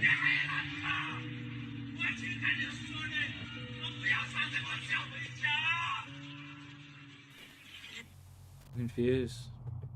With all these claims and supposed evidence making their way across the internet, everything seemed to point to Hu's disappearance as being one massive conspiracy, one in which the school was not only working to cover up, but also seemed to actively play a role in. What the But fuck? why? What was so special about Hu that made him a target? Well, one account from a supposed student of the very same school stated that before the blood that's vanished, his, the school money held a ruins mandatory families, health bro. evaluation where whose blood was drawn, revealing that his blood type was P. And if that doesn't sound like any sort of blood type you've heard before, it's because it's one of the rarest in the world, as in China, only about 1 dozen out of 1 million people have it. Because of this, it was claimed that Hu had been killed in order for his organs to be harvested and used as a transplant for a local official who shared the same rare blood type.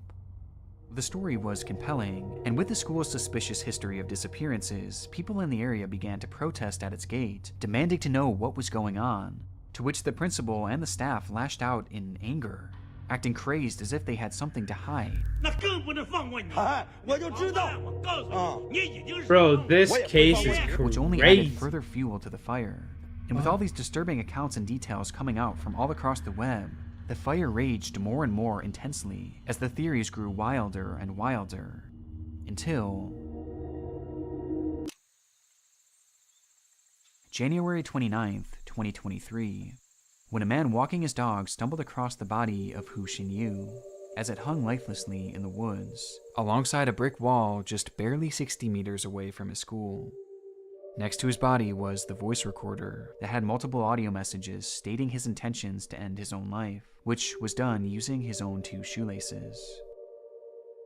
In the time since his body was discovered, lots of new information has been brought forward by officials, who sternly stated that both the recording and the video of Hu had been completely faked, along with a variety of other details that the press had leaked, and that an autopsy revealed that he had no injuries other than those that were self-inflicted, and most importantly, that the body included all of its organs.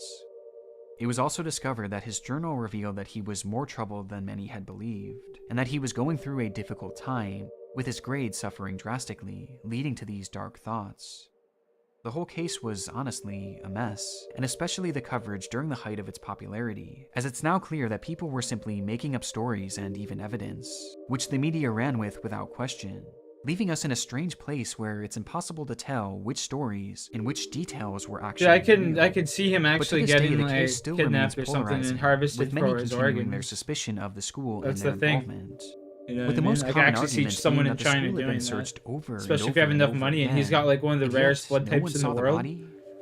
Along with this, many Like- have taken exception to the idea that Hu could have carried this all out with just his His shoelaces, shoelace, as he was yeah. there for over 3 months. Could they really have supported his entire body weight for that long without snapping? Well, some people actually tested out the strength of these shoelaces to see for themselves, leading to various degrees of success.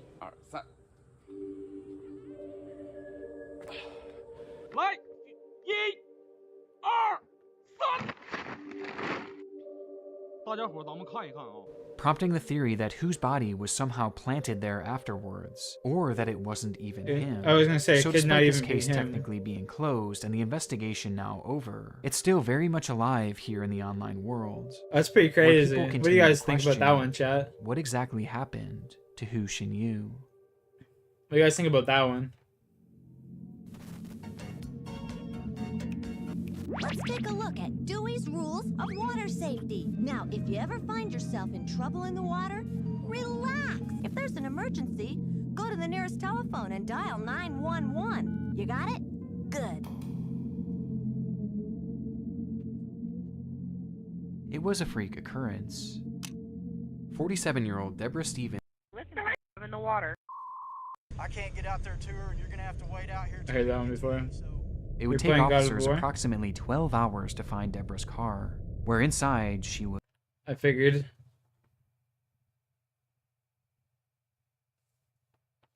People got abducted, dude. I genuinely think that man honestly got harvested for his organs and shit. I'm not even joking. Just the fact that he's got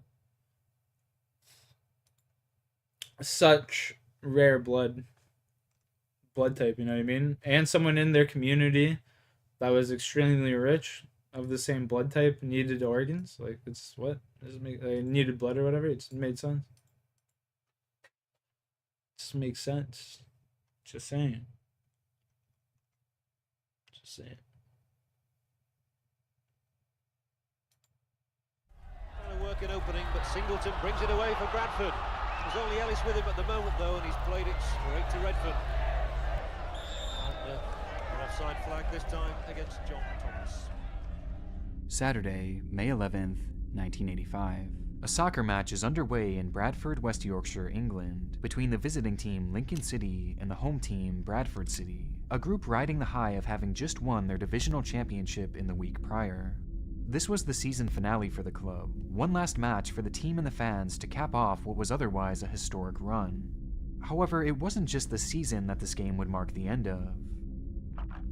At the time, Bradford City played their matches at a site called Valley Parade Stadium, with the facilities growing a reputation around the league as being incredibly outdated, and to many, downright neglected. The awnings that stretched over the fans were made of old rotted wood, while underneath the stands were heaps of old trash that would pile up all throughout the season and rarely if ever be cleaned. The whole place was a mess, and the city knew it too, which eventually led to their decision to just rebuild the stadium completely, with plans being set to tear the whole thing down soon after the game would end. I don't know, like But as it turns out, I guess. fate wasn't willing to wait quite that long. Within the stands, a spectator was watching on, enjoying a cigarette, taking one last drag before flicking it out of his hands, eyes still locked intently on the game, failing to notice that the cigarette butt had slipped through the floorboards of the bleacher and landed on the ground below. This almost immediately caused a small fire to break out, which was noted by the commentator John Helm. We've actually got a fire in the stand on the far side of the ground, and that looks very nasty indeed. Despite the cigarette only being dropped a minute or so before, the fire was already visible from the stands, as within that old stadium was the perfect makings of a disaster. When that cigarette fell to the ground, it didn't just land on the grass, because the grass was likely not even visible at that point. Yeah, it'd just be it was buried garbage. under mounds and mounds of garbage that acted as the perfect kindling for the blaze. And that wasn't all. Remember, one of the main sticking points of the rebuild was the fact that the awnings that reached above the fans were made entirely of that old wood, meaning that you had heaps of kindling, tons of wood, and now a spark, with the final fatal factor being that it was a windy day. Ooh! It was the perfect storm, and the results were devastating.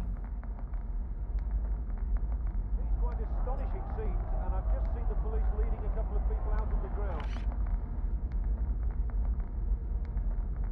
They're having to leave the pitch, and obviously they're back in the town. Oh, how that guy's still commentating, bro. 2 minutes? Holy shit. That shit just went boo.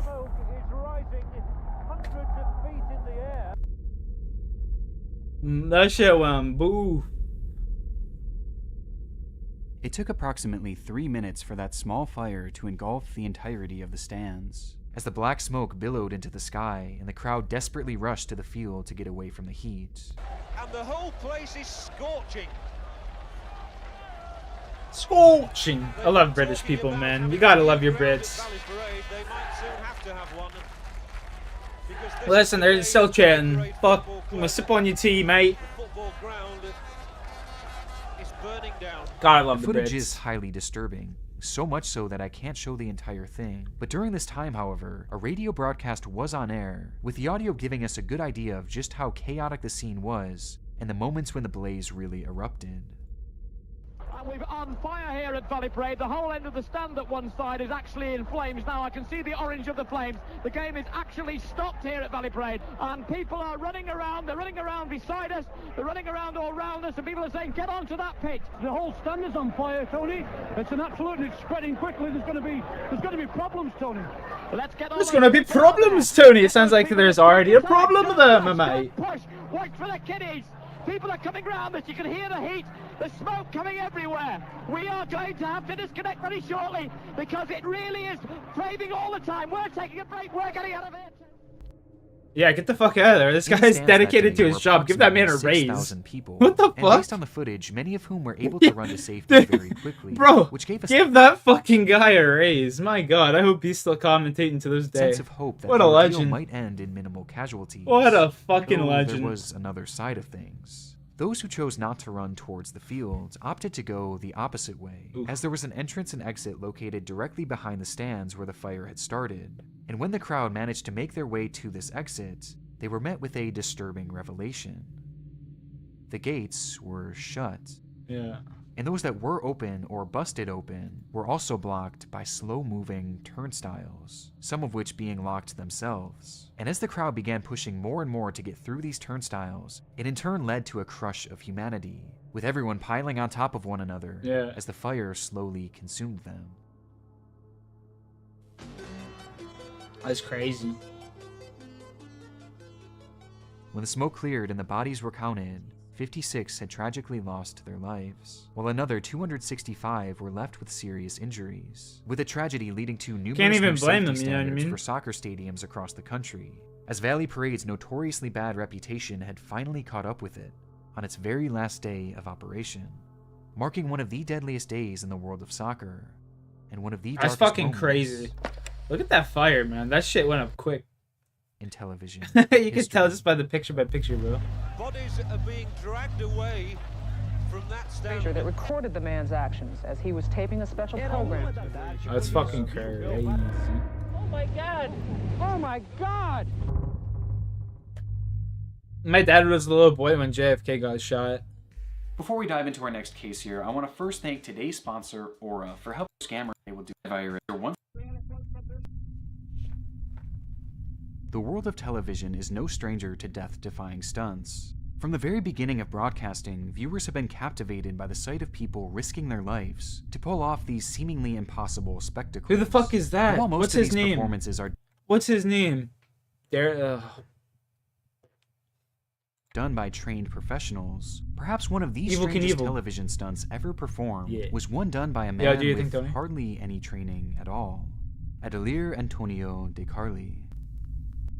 Born in Pelotas, Brazil, Adelir felt a calling early in Knievel, his yeah, life to yeah, dedicate exactly. himself to God. This eventually led to him becoming a Catholic priest, where he developed a deep connection with those in his community.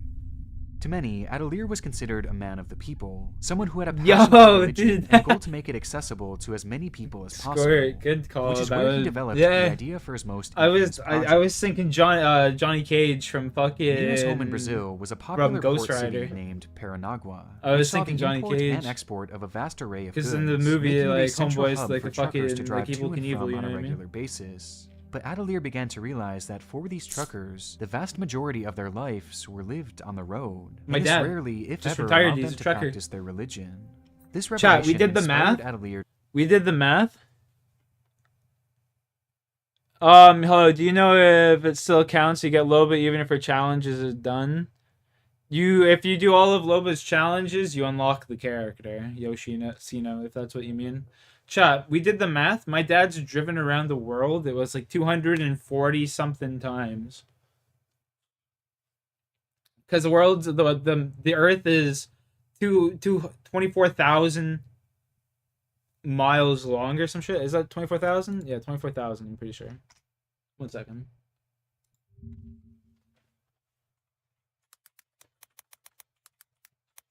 Uh,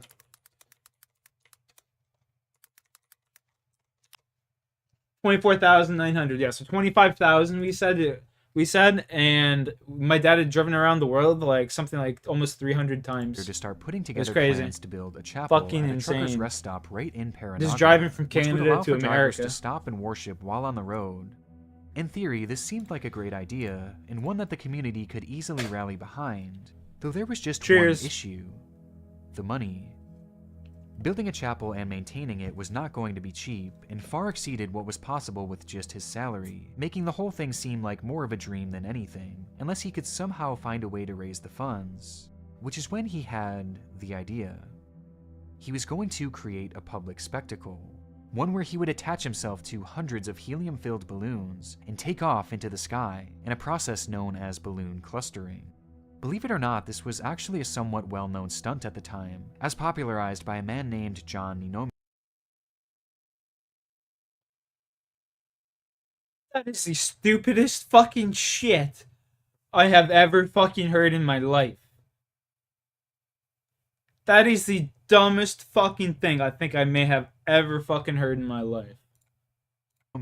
Whose footage was shown on numerous television stations a few years prior in 2006. And perhaps having been inspired by this, Adelir viewed the stunt as the perfect opportunity to fund his chapel, with his plan being to break the world record of 19 hours in the air, and in doing so, use the publicity to gather donations.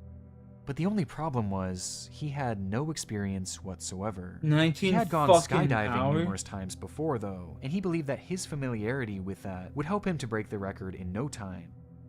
And so, on January 13th, 2008, in the city of Umpere, Brazil, over 600 balloons were filled with helium and attached to a chair, which Atelier was then strapped to.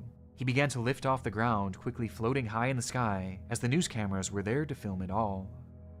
The flight saw him travel roughly 17 miles and reach an altitude of 17,000 feet, highlighting just how dangerous of a stunt this really was. But despite his lack of experience, after around 4 hours, he would touch down safely in Argentina, marking the end of his first successful flight.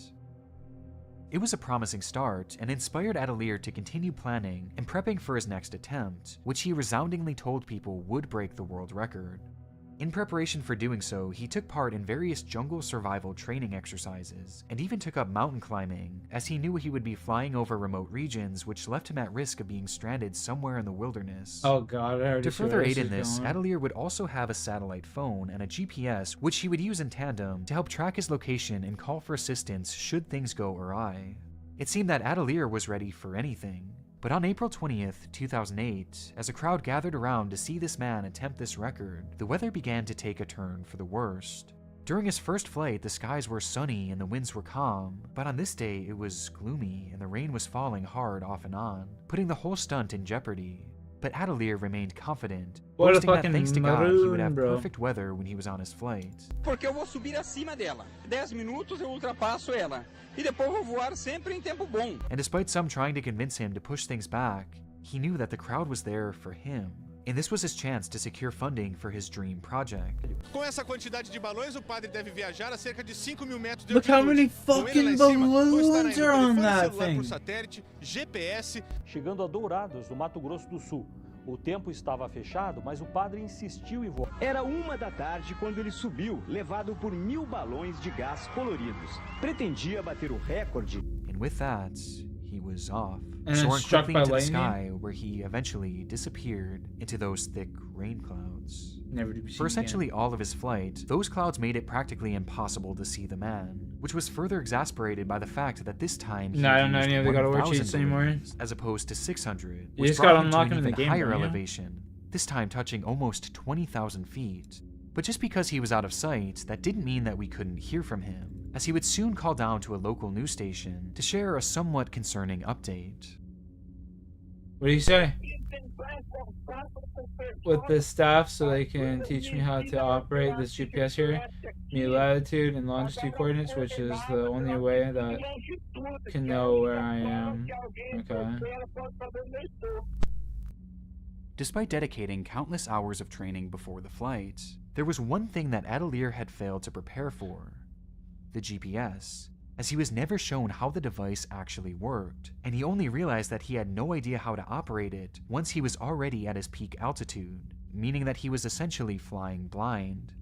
The course he had set out on was set to see him travel 400 miles inland to a city named Dourados, and by his prior calculations, the wind should have still been taking him at the very least in that direction, which for a moment gave him a sense of calm, as he trusted the preparation even if he didn't know his exact coordinates. But after a few hours, as the moon began to rise, so too did the panic within Atelier, as he caught a glimpse of a strange sight on the horizon. The ocean? The ocean. Oh! Somehow, the wind had done a complete 180, and had blown him in the exact opposite direction that he had prepared for, and before he knew it, he was flying directly over the sea, with no way of stopping himself or even slowing himself down, as he was now flying alone into pitch blackness. Atelier called his team and requested they send rescue, but there was no way to give his exact location, and by this point, he was already nearly 40 miles out to sea. After being just 8 hours into his 20-hour flight, the ground team would lose contact with Atelier after receiving a message from him begging for his rescue, and he would never be heard from again. Play stupid games, win stupid prizes, chat. Get away. A Catholic priest trying to break a record for most hours flying with helium-filled Do you think he party broke the balloons record, though? vanishes into thin air. Do The you subsequent think search he for broke the Atelier was record? broadcast heavily all across the world, with the media dubbing him as I the just Balloon said I don't know Goose. anything about the And Autobots after cheat nearly codes, bro. 9 days of searching, the only sign of the man was his balloons. They were found detached and floating in the ocean, Look at the with there shark. being no sign of the priest whatsoever, leaving his fate as a total mystery. At least at the time. On July 4th, 2008, a tugboat sailing off the coast of Mackay near an offshore oil rig would spot something floating in the water, and upon closer inspection, it would be identified as a body. Or at least part of one, given all that remained was the subject's lower half. And upon DNA testing, it was confirmed that it did in fact belong to Atelier Antonio De Carli, who likely crashed into the water and drowned, only to be picked away at by various predators of the ocean. Yep. Thus Ain't ending no the way Balloon he's Priest swimming in saga that. in a tragic, yet Come here, for buddy. many, unsurprising manner.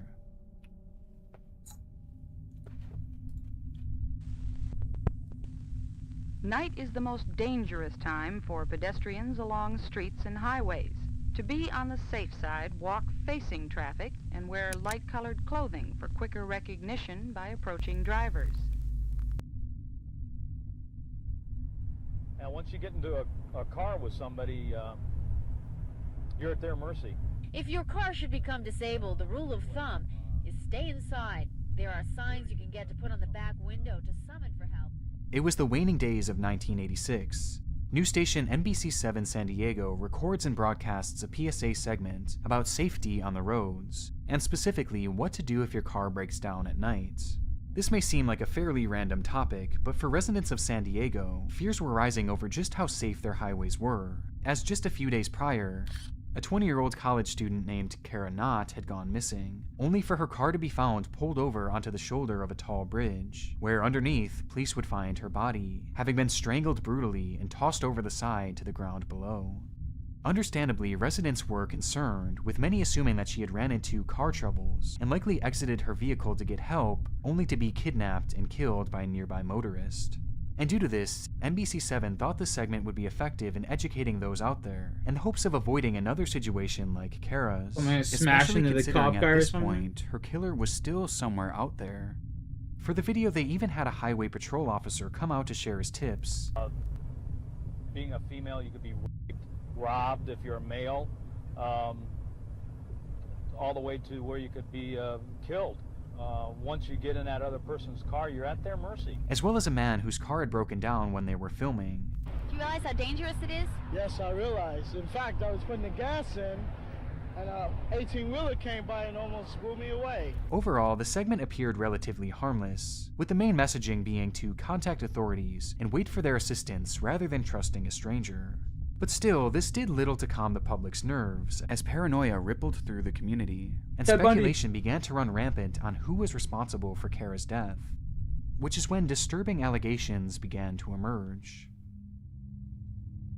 Following this report, 24 separate women would come forward to share their bizarre encounters that they had had on that very same road in which Kara was found. The girls claim that they were pulled over by a police officer who interrogated them in their cars for upwards of 2 hours.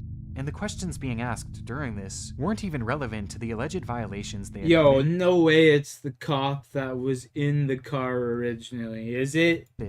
Instead, they were more personal, sometimes even sexual, as if the man was trying to seduce them. And it got stranger from there, it's a as pet. when looking into that cop's work record, it was discovered that he was on patrol the night in which Kara had gone missing, and he just so happened to be working that very same stretch of highway. And making things even more concerning was the fact that underneath Kara's fingernails were traces of what appeared to be fabric that matched the material used to make police uniforms. And hidden in the officer's trunk was heavy rope, with it eventually being revealed that Kara had rope marks around her neck, implying that that's how she was killed. But what does make these accounts so important and so relevant to the topic at hand was the fact that the officer being named by every single one of these women was a man named Craig Allen Pyre. Spotting pedestrians at night is difficult, particularly. Now, once you get into a car with somebody, you're at their mercy. Because if you do decide to walk, the CHP says you never know who you may meet along the road. Anything can happen. The very same officer that was shown in the local news report. It would eventually be revealed that on December 27th, Yo, these sick fucks can never stay out of the Craig Allen interviews, Pyre bro. pulled over Kara Knott, flirted with her, raped her, strangled her, and then threw her body off a bridge. Only 2 days later appear on this PSA and try and teach the public how to avoid being kidnapped and killed alongside of the highway. All the way to where you could be killed. Once you get in that other person's car, you're at their mercy. If strangers should offer assistance, tell them to call police or the CHP. Just stay in the vehicle, lock all the doors, turn on the emergency flashers, and wait for help to come. It's so incredibly haunting to watch this segment back, especially considering what he's saying, knowing that he was quite literally the cause of the crime that inspired the segment to begin with. Just 2 weeks after the program aired, Officer Craig Pyre would be arrested for the murder of Kara Knott, where he was eventually sentenced to 25 years to life in prison.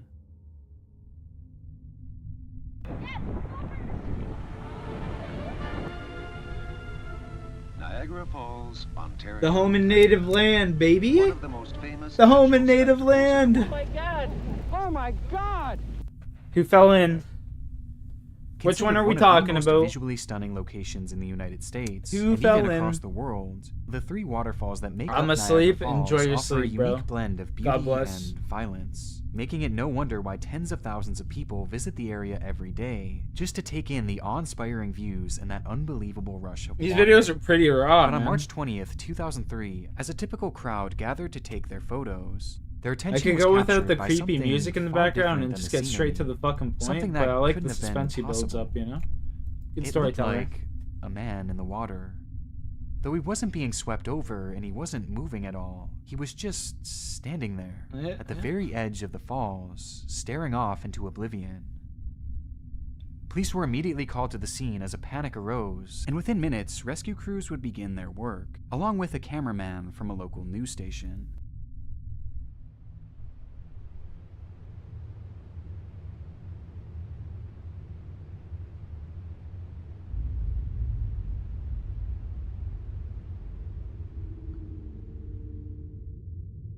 The footage shows what should have been an impossible scenario, as an unnamed 48-year-old man was standing at the edge of the most powerful waterfall on the planet, somehow staying balanced and remaining fully calm, despite being just 1 foot away from dropping over 180 feet to Bro, that death. man's legs, Unsure he of how never the man skipped had ended leg up day. in the water, or how it was even possible for him to stay upright. Rescue That workers water sprang is into so action cold. with 2 men, Pop Moriarty and Bro, that water is so fucking cold. Let me tell you again. That water is so goddamn fucking cold. Gary Carella sliding into the water. For him and to be attempting standing up there, that's stop just him. crazy. I don't But think even I've for ever them, seen this the current before. was just too much, forcing them to almost immediately turn back, while the man yelled to them that he was losing his strength and to not let him go over.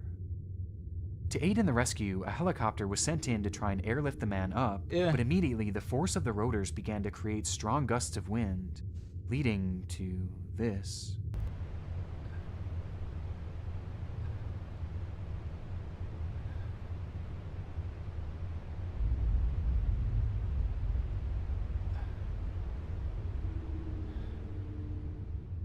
Now the man lay there, feet dangling over the edge of the falls, as the freezing cold water pelted him relentlessly.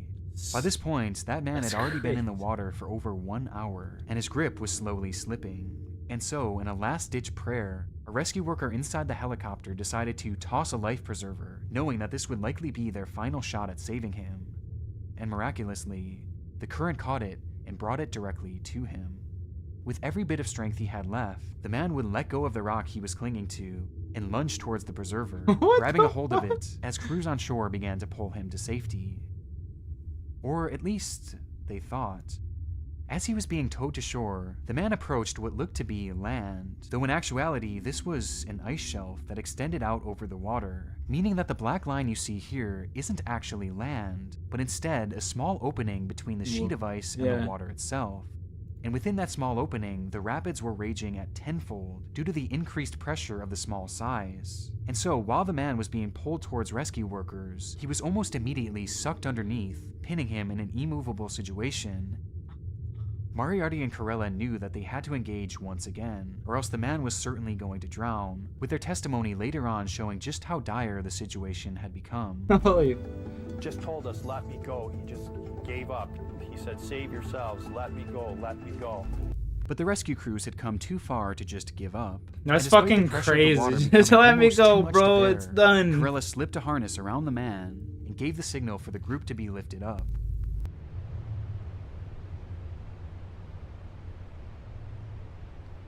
In the middle of winter, bro. Bro, in the middle of winter, too. Somehow, they had all done the impossible, and with the victim now on solid ground, he was taken to a nearby hospital where, despite suffering from severe hypothermia, he would go on to survive, making it one of the most incredible rescues ever shown on television. Canada, baby. But with the victim now safe, it was time to figure out what exactly had happened. Well, apparently, the man had lost all of his money due to a crippling gambling addiction, even gambling away the last of his family's own cash, losing everything and everyone in the process. And he entered the water that day, hoping to make it his last. But as he drifted towards the edge, he suddenly had a change of heart and decided to fight for survival. And somehow, when trying to stop himself, his foot became lodged in between two rocks, which also aided in shielding him from the rushing current, allowing him not only to stay there, but to stand upright. It's unknown what happened to the man from here, as he's understandably never been named publicly, but I do hope he managed to find some peace and purpose, as his story is one of very few of this nature with a happy ending, especially within Niagara Falls, as the area has become a hotspot for attempts just like this, the vast majority of which sadly end successfully. Vast majority, bro. And as it turns out, like, one such example of this was captured when the cameras happened to be rolling. He might be like one of the two people that ever survived. As he was taping a special program with Phil Cabot. It is Phil's voice you will hear on the tape. Factories, hotels, and other buildings line the river. As TV host Phil Cabot is recording a program for the local nightly news in Buffalo, New York, he did so near the mouth of Niagara Falls, where the rapids are raging in a particularly fearsome manner. When suddenly... Buildings line the river. Oh, it's gonna flash flood on him? Started a campaign to persuade... We see a man come running from the brush and leap directly into the water. For obvious reasons, I can't show what happens next, as the water begins to sweep the man towards the edge of the falls. But the audio alone is sufficient in showing just how traumatic the moment was for the news crews watching on. Factories, hotels, and other buildings line the river. Then Frederick Olmsted started a campaign to persuade New York to buy the land. Oh my God! Holy! Oh my God! Dude, I need to see the footage for this. As they watched in horror, the man... I gotta see the footage for this. What the fuck's this guy's name? Niagara Falls.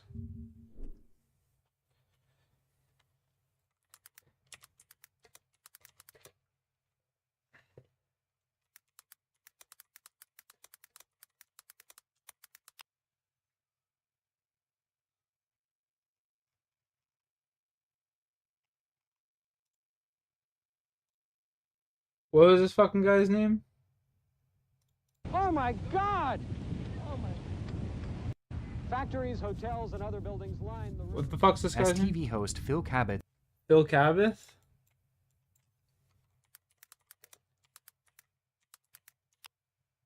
Phil Cabot. Niagara Falls.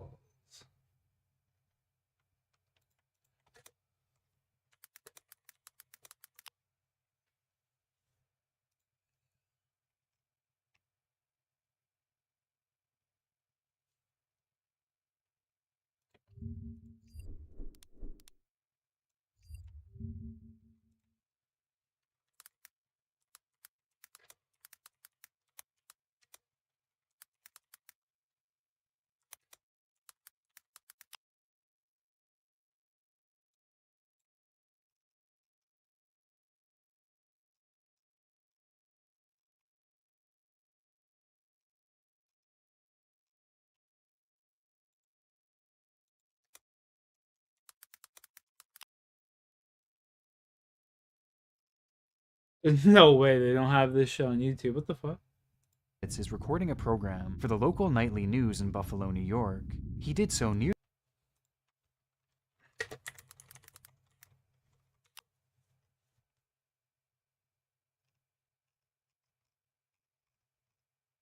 Cabot.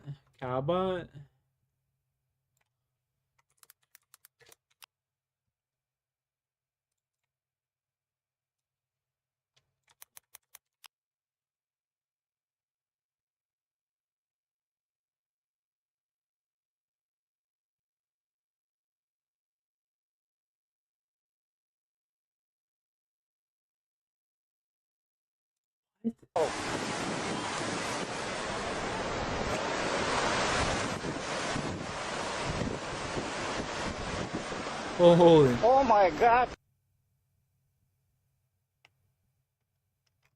That's crazy. О, смотри. Слушай, это что? Вау. That's crazy.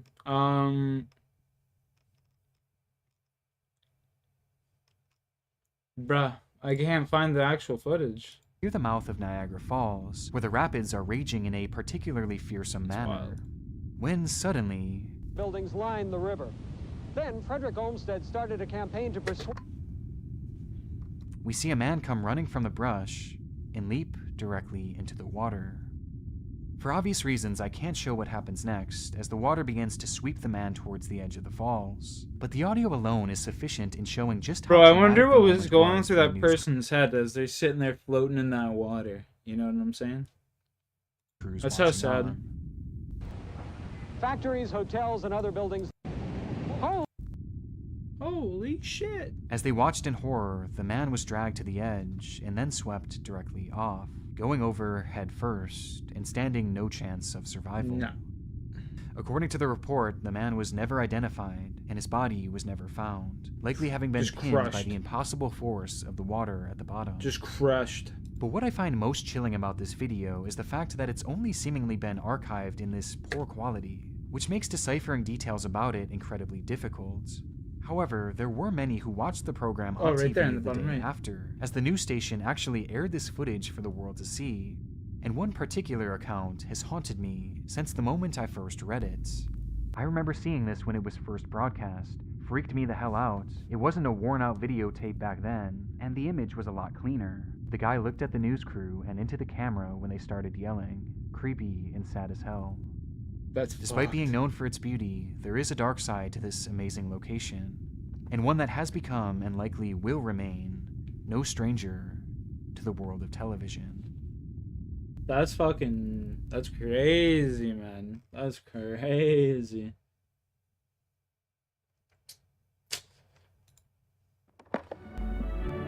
Yo, Savage, are these good videos or nah? Are these good or nah? Should we change it up?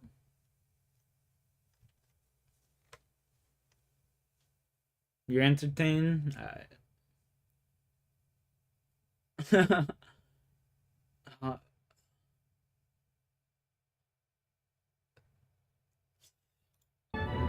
The first one's about a train. It is the early morning, and the working day of the steam locomotive and its crew is just beginning.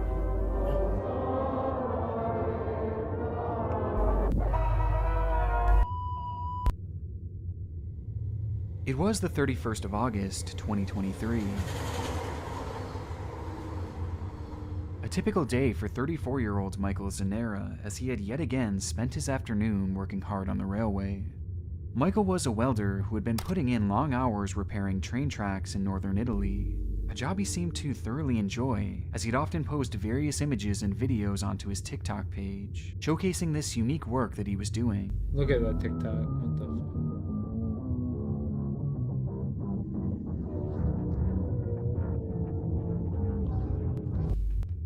I think I know where this is going. This was the type of content that you typically expect from Michael, with some other images and various memes sprinkled in here and there, cultivating into a rather inconspicuous page that, for the most part, flew completely under the radar. Or at least it did until that final day of August, when Michael would encounter one of the strangest moments of his entire life. The post he'd share was just a single image, showcasing what appeared to be one of the tracks he had been working on, with a strange glowing cross at its center.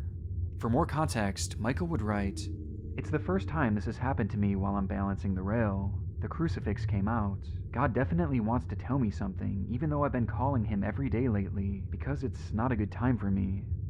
It was quite the strange coincidence, especially considering that Michael himself was known to be very religious and a devout believer in God, and he had been calling out to God for months looking for some sort of sign to help him out of this dark patch that he had found himself in. And in his mind, this inexplicable red cross was it. It had to mean something, but he just couldn't figure out what. And so he posted the image to TikTok to share it with the world before continuing on with his work, likely having the vision of this cross looming in the back of his mind all day, trying to figure out what exactly this could be foreshadowing. And just 24 hours later, he would get his answer. An investigation's underway after 5 railway workers were killed by a speeding train in northern Italy. They were working on replacing parts of the track at the Brandizzo station near Turin when the locomotive slammed into them. Nothing left. On the 1st of September 2023, just one day following Michael's post, he and 6 others had been continuing their maintenance on the tracks, when, out of nowhere, a train would come hurtling towards them, at a speed far too great to properly react to. According to reports, the men had been working late at night welding train tracks. As they were busy going about their job, an oncoming train headed straight towards them at 100 miles per hour, killing most of the team of workers and throwing their bodies hundreds of meters in the air. Within that group, 5 of the 7 men would tragically perish, with the victims being named as Kevin Legana, Giuseppe Sorvillo, Giuseppe Lombardo, Giuseppe Aversa, and Michael Zanera, who was pronounced dead at the scene, passing away on the very tracks that just one day prior had yielded what he and many others believed to be a sign from God. Definitely The cause of this tragedy is still currently under investigation, with early reports hinting at it being nothing more than a tragic accident. And whether this glowing red cross was some sort of divine intervention, or just simply an eerie coincidence, Michael's final post remains haunting nonetheless. It's fucking It crazy. has now found a permanent home in the internet's darkest corners. They know that the only right track is away. It's pretty crazy. My dream baby needs Grammarly. Sign up and download for free Grammarly. at my link, grammarly.com. To her husband, she must be a companion. Should pick some up. Yeah, you're here, brother. I don't know. She must know how to make her home comfortable and inviting. Our next case takes us to Japan, where 18 years ago, one of the strangest websites that I've ever come across I don't know, would brother. be launched It's for the better to world save that see. cheddar beretta, you know? Now, to Look at properly weed and understand stuff its like that as context, like it's important to entertainment, note you know? that in large It's part, good every once in Japan a is while. a country that culturally You don't looks wanna become down on the dependent on it practice like of me. divorce. So much so that in most cases, a partner can't separate on their sole discretion, and it must instead be approved by both parties, making it a difficult thing to achieve in general. And those that actually are able to go through with it are often judged in an extremely negative light, especially by their family members. For these reasons, couples will often wind up being stuck together regardless of their feelings towards one another. And it's this very sense of being trapped with someone that you don't actually love that can lead to emotions turning sour very quickly, with many eventually reaching the point of pure hatred for their spouse. Hatred that has led to the rise of one of Japan's darkest websites, Danishin.com, or in English, husbanddie.com. The forum takes inspiration from the manga Death Note, a series in which characters write a name in a book which ultimately leads to their demise. It's a manifestation of sorts, and on Danishin.com, users are given an outlet to manifest death upon their husbands. But this goes far past just typing their name out and hoping that they eventually That's my perish. man right there. Instead, each post contains some sort of description as to why their husband is so hated, and how they wish that they would just die already. What do I have to do to get you to die? Hurry up already. I pray for it every single f***ing day. You're the most selfish person I've ever met. Even the kids hate you, so there is no need for you here. My life started its downfall because I met you. You should have never become a husband or a father. I'm the one who is the biggest fool in all of this for not being able to see that until it was too late. Just fucking disappear from this universe. Just disappear. I keep telling myself that I will be patient until my child becomes of high school age, but every day is nothing but pain. Don't you understand that when you say you won't show your smartphone, you're admitting it? Reserve insurance, full expectation, die before that, and make amends. Holy fuck. Posts like these are littered across the site, with thousands of women venting their allegations of infidelity, neglect, and even abuse at the hands of their own husbands. Allegations that society would likely frown upon if they were said out loud. And allegations that would likely lead to divorce, which would be considered far too taboo. And so, with nowhere to go to with these issues, this site has become a space for women to share their dark feelings with others going through these similar issues. Though this goes far past just venting, as users will go as far as to outwardly celebrate the deaths of their husband when it finally does happen. What the My fuck? husband died. Finally, he died. Thank you for granting the god of death my wish. I will spend a lot of time laughing from now on. To which a user responds, congratulations, I envy you. I want to sleep too. I hope that your future will be wonderful. God of death, I also want to be freed from my... See, the only thing that I could ever make sense with this is like if their husband's like abusing them, you know what I mean? Husband, Emotionally, please take ours physically, with you as whatever. well. Like, that's This the concept only way of the this god shit's of death acceptable, is one that is bro. mentioned countless times across this forum. Even making it then, it's apparent kinda that like, users fuck, let's go genuinely get the believe that divorce. their posts are manifestations, Crazy bitches, and man. essentially prayers to this god of death, in the hopes that they will then kill off their troubled husbands. It's fucking wild. And the Donna Sheen site leans into this too, taking credit for the numerous deaths with a monthly counter that's proudly displayed on the site's homepage. It's this very god of death that so many place their trust into in order to end the lives of their spouse, praying for things like car accidents, heart attacks, and a variety of other terrible health conditions. But while many eagerly wait for their manifestations to come to light, others aren't so patient. I want to somehow find a way to kill my husband without getting caught. I'll pretend to be sad when he dies, so please, really die? I hate him from the bottom of my heart, and if I make him shut up, I would win. I hate myself for why I married such a person. This post in particular has become one of the more notorious entries on the site, given its users' outward admission of their murderous desire. Though truthfully, it's one of thousands, as many others even take this a step further. Like one post that was so disturbing that YouTube made me remove it from this video, as it quite literally gave step-by-step instructions on how to poison your husband without him noticing, mentioning how they slipped up to 1,200 milligrams of this certain drug into their husband's drinks every single day, a drug that would slowly cause the liver to fail, but would likely never really be noticed by regular hospital staff, making it essentially a foolproof way for them to kill their husbands. Alright, yo, And this is appreciate one of you, many Sav. posts like this, Stay out of outlining trouble, how bro. to murder your husband and get away with it, with many even reporting their progress as it happens, due to the fact that poisoning someone in this manner takes months and even years to successfully complete. Everything about DonnaSheen.com is... I'm probably just gonna end the stream, to be honest with you. Appreciate y'all for chilling. Hope y'all have a good one.